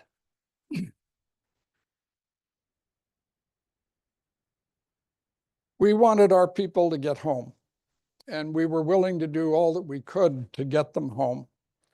But it was certainly very, very difficult. This terrain was large enough and open enough that we could employ armor in relatively concentrated fashion, which was not really the case for a lot of the terrain in the Central Pacific. And the reason I bring this up, and you see here 27 tanks destroyed, actually the number was a little bit higher. Shortly after the landing, coming down from the north, the Japanese launched an armored attack. And it was beaten off pretty quickly just with the infantry. Some tanks showed up later and helped destroy some of the remnants that actually had broken through the defense line that the Marines had there. But the point was their tanks, as I said earlier today, were really tin cans compared to our tanks. But more importantly, we had developed anti-tank weaponry, such as the infamous bazooka, which could penetrate them, especially because in close-in fighting, the particular munition that was used had armor-penetrating capability. So if you didn't have a strong armor defense, as we found out when we fought the Germans and watched our rounds bounce off the front armor, here you could penetrate. And so the tanks were basically used as a last ditch. And I just want to emphasize that particular part. You'll also notice that we lost a fair number of aircraft. Now, that isn't all due to combat losses. That can be due to crash landings on aircraft carriers when you're damaged, and so on and so forth. But it just gives you an idea of the massive cost. 386 ships damaged, largely due to kamikaze attacks. It's pretty phenomenal. Think about that. Now, having cleared Okinawa, and many civilians died in that conflict, we could resume with intensity the strategic bombing of the Japanese homeland. And part of the structure that had been learned was that initially the B-29s were developed specifically to be at very high altitude, 25, 30,000 feet. And they have pressurized compartments. You'll see in the B-17s that they have oxygen masks on and so on. But here, you didn't have to wear an oxygen mask per se. This was handled. And they were heavily armed with defensive armament, guns, like the B-17 and others. And it was felt that they could penetrate Japan itself, independent of fighter escort. That's why they had the heavy armament and would fly at these very high altitudes and destroy the cities using primarily high explosives.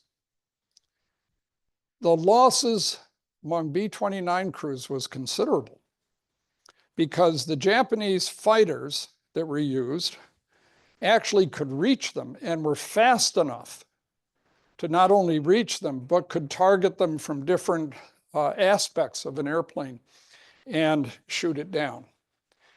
So something had to change, and the losses were not considered acceptable. So what happened? It was Hap Arnold, if I remember correctly, was sent over to fix it. And his approach was this: we're going to strip the guns out. What?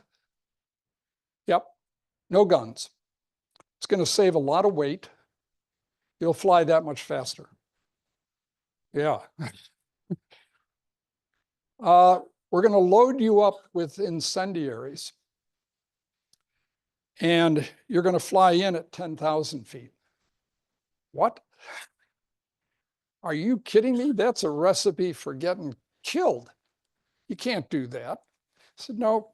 What about anti-aircraft fire? That's, 10,000 feet. I said, well, actually, it turns out there's a little gap between the levels at which the Japanese anti-aircraft guns can fire. That's how the minutia mattered. So their lighter weight weapons might reach 5, but then there's this whole gap up to about 10, where the heavier, medium strength anti-aircraft can get you. Yeah, but at 10,000 feet, we're sitting ducks for the fighters. Well, you're coming in first very low.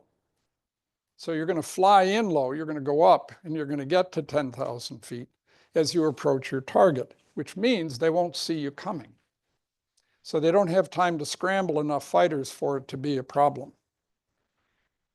And by dropping incendiaries, which are all individually lightweight, but are packaged in such a way that we would almost call it a cluster munition. Because as you drop the pallet, if you will, the weapons would spread out and cover a broad area. And they could estimate from practice how much acreage could be covered by one bomber. So you set up your bomber stream in such a way, with such careful timing, that as you approach a city, when you have the bombs away part, you've basically covered this whole huge area. And this shows in several of the cities the completely burned out portions. And in that, thousands upon thousands of civilians died. If they weren't burned up or killed by shrapnel or collapsing buildings, the oxygen being sucked out of the atmosphere to feed the fires, which had been experienced in both Hamburg and Dresden as what we call a firestorm, could kill you even without you being formally injured. So if you were hiding in a bunker somewhere and the flames go over and take all the oxygen out, you die. You couldn't go into a river necessarily because the rivers quite literally would be boiling from the heat. Now, I addressed this when I talked about the USSR declaring war and collapsing the Japanese army in China within just a short period of time. But what I want to show you is that the number of areas that have been bypassed that were held by the Japanese as we approach the end of the war, okay? So all of that pink, all right, except for these areas here, right? These are now under American control. New Guinea, portions of Manila, but still some holdouts. All of this area is still under Japanese control. Michael, you indicated the Japanese could not see them at 10,000 feet. No, they couldn't see them as they're coming in much lower.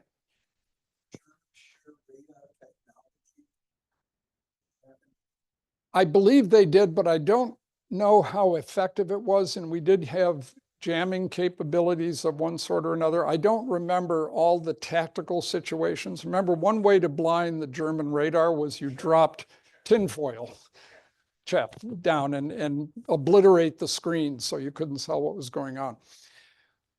So I don't know that part of it. Yeah. Yeah, but then the question is, where are they? But I hear you. The point was that, though, it was extraordinarily effective. And you can imagine how the pilots might have felt on that first iteration where they're told what they're going to do. There's some interesting clips in movies or things when American pilots were told they were going back to Schweinfurt, which was one of the biggest losses of B-17s in the German theater. And you can imagine what these guys were thinking. We're at 30,000 feet, armed, carrying weapons, and you want us to go in at 10 with nothing? You've got to be kidding me. But that's the way it happened, and that's how it turned out. Now, I'm going to finish up here just to give you a sense of what was to happen next. The war in Europe is concluded.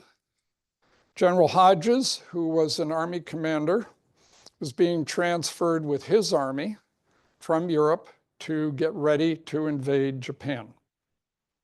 There were two major operations that were planned. Operation Olympic, which was to land on the island of Kyushu. And then, after that, Operation Coronet, which was to land on Honshu. At the time, you can see the time frame here. Olympic goes first because we can establish air bases once we clear enough of this island to allow land-based air to be here to help support Operation Coronet. And there still is a split command system set up, but there's more coordination than might appear, because the one thing you don't want to do is have two commanders trying to command a single operation. The troop list is outlined here just in terms of the structure. It doesn't give you the numbers. But the point I'm trying to make with this is that this was combined Marine and Army, as it had been with the occupation of Okinawa. A cavalry division was not horses, okay? It was a designation that was kept, but we weren't using horses over there.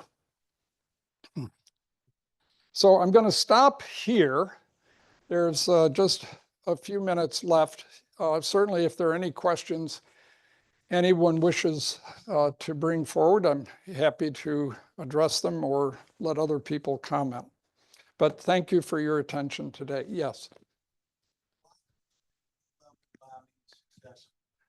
I think it was one of the things where the Japanese didn't expect it, first of all. You know, you just kind of, they're supposed to be up there.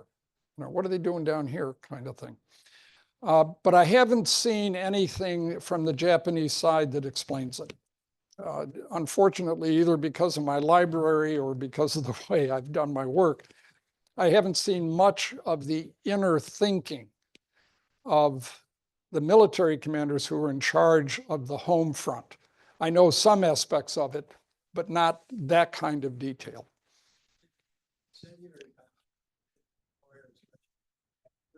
Correct. Right, area bombing. We're just going to hit this area and hope that we capture some important factory or whatever. It was known that much of the Japanese manufacturing was still disseminated out of big factories to smaller venues, much as happened in Germany once strategic bombing really became powerful. But the construct of the cities was such that this literally falls into the concept of terror bombing. And that's the other part I've mentioned before in a number of different situations here that I think we need to keep in mind. Without it having the current emotional impact, the word racism gets thrown around a lot in a way that is not quite meaningful in the way I'm going to apply it. All right. The issue here was that the Germans and the Japanese were intensely racist. That is, they disparaged any other group that did not fit within their definition of who we are, and that we are the superior people. You know, Germans use that term all the time, and then they used Untermenschen to refer to anyone who was less. The Japanese had a very similar ethos. Anyone who was not Japanese, this wasn't worth your consideration. And that's where the issue of atrocities comes up, you know, were the Japanese disturbed by using civilians for bayonet practice, as they did with many Chinese, all right, literally. Or would practice cutting the heads off people to see if I can do it with one slice, you know, or I can take that off and then, you know, then I can get the next one and so on. I mean, these stories are there in Japanese oral histories. There's a book, The Rape of Nanking, that talks about it and so on. But the second element was within their own culture, as we have talked about, no surrender. Surrender is dishonorable. And therefore, you die rather than surrender. This is an ethos that had gone back hundreds of years. It wasn't just brand new. So in terms of their treatment of prisoners and their unwillingness to surrender in combat, and their willingness to conscript civilians into fighting.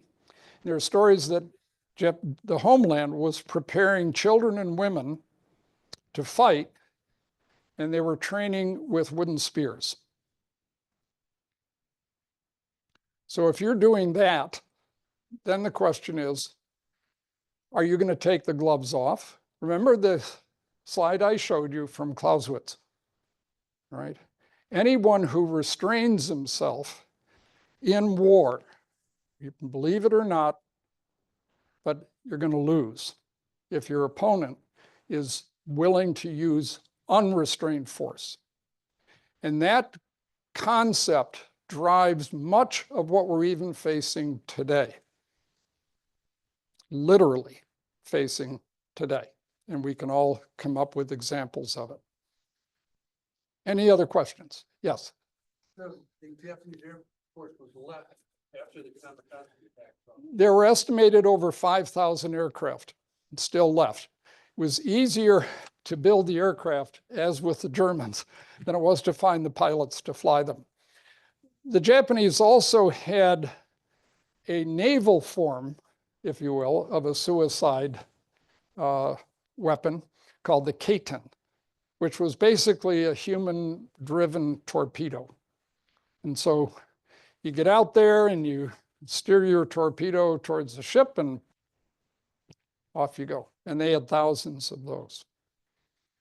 What they lacked was armor and artillery and an Air Force that could contend with our Air Force. But because most of our planes would be on aircraft carriers, there are somewhat limited numbers in comparison to what they could muster at any particular time for the homeland. So that bit about never surrender, that would put a prisoner of war in the place of not only being inferior, but a cowardly inferior. Right. Inferior square.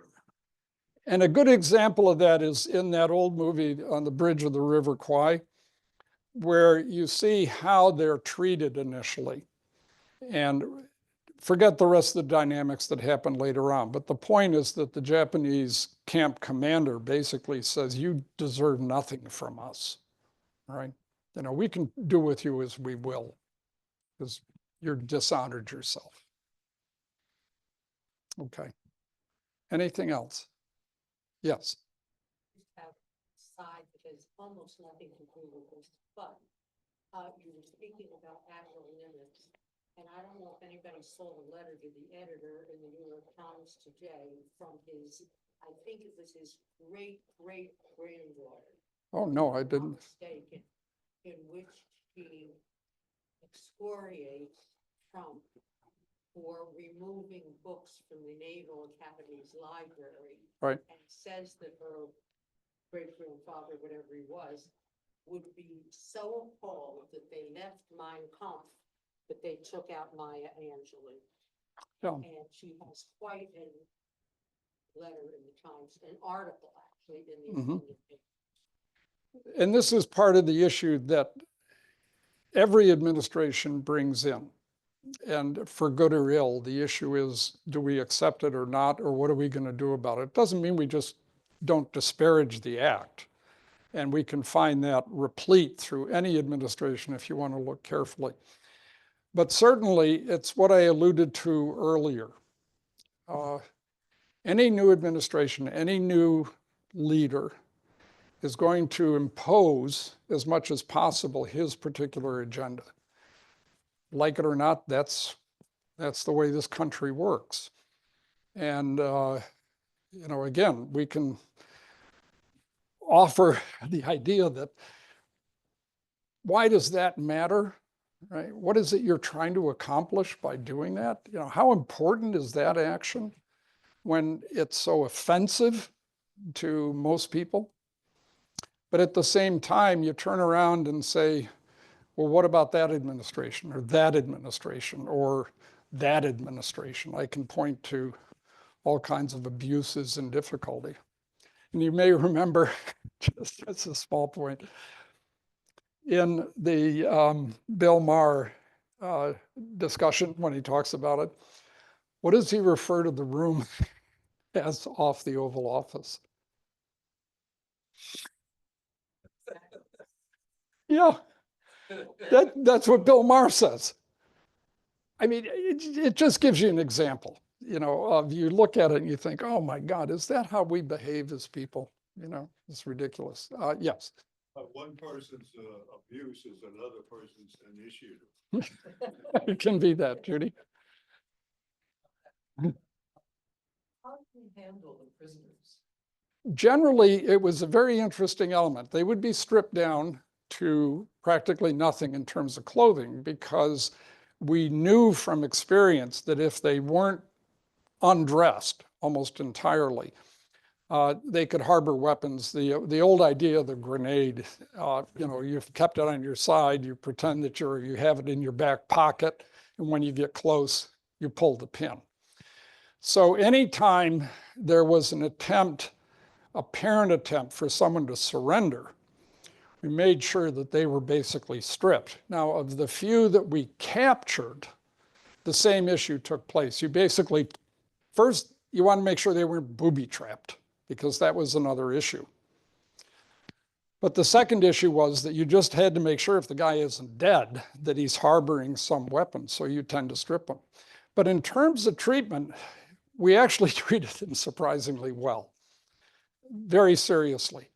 And there are even stories that there would be a mess at a first aid station or back at call it a primitive base hospital, where you wanted to take care of your own first, but they'd bring in a badly wounded German in the case of the Western Front, or a Japanese. With the Japanese, there was more sense of put him aside, I get to him later, but there was enough persistent ethos among the medical community that they would try to triage and take the worst first. But there are even stories then of Japanese wounded being cared for who would try to kill the surgeon or kill the nurses. So the idea of being kind and gentle had its limits when you're trying to do what you feel your professional ethos tells you to do, and then this guy jumps off the table and grabs a scalpel and is trying to stab you, you know? And then you're going to shoot him. I mean, the hell with that. Yes. Well, my father was on a troop transport in the middle of the Pacific on BJ Day, which has colored our family's memory of that. But he was assigned to a internment camp in northern Luzon in the Philippines. And by that time, the hardcore, diehard Japanese have been pretty well taken care of. I mean, the ones that survived are not the ones that bonsaied out of the trenches, Right. the ones that kept their heads down. Yeah. And he told stories about showing pictures of his family to the prisoners and stuff. And they actually had more problems with the Filipinos up there because they harbored no fond memories of how the Americans arrived there Right. 50 years before. Yeah. So they had the problems there. Right. And so but he had no stories about those kinds of attacks by the Yeah. There are a number of other elements that could fit into it. I don't want to drag this out too much for you folks, but we also were much better supplied at all levels. by this time of the war, when, especially when the war ended, and now you had hundreds of thousands of Japanese soldiers who were surrendering, were turning over their weapons. A couple of things assisted with that. One was the intense sense of discipline that the average Japanese soldier had towards his superior. So as you point out, yeah, there were diehards, and they died hard, truly. But a number just said, okay, you've told me it's over, we have to surrender. So there was a sense of discipline. It wasn't utter chaos all the time, as happens in combat itself. The second part was that the Japanese homeland had been under such severe stress from the effectiveness of submarine warfare, targeting transports, not targeting the warships so much, although we sank a bunch of those with submarines. We sank a lot with both mines and submarines. Mining was surprisingly effective. So the Japanese homeland was being stressed enormously, which meant their ability to supply goods to their own army units at these disparate locations that I've mentioned meant they didn't have much to share either. I'm not offering it as an excuse, but the point was they also didn't have a lot of stuff that they could give to prisoners. And of course, you're dishonored. You're a subhuman of sorts.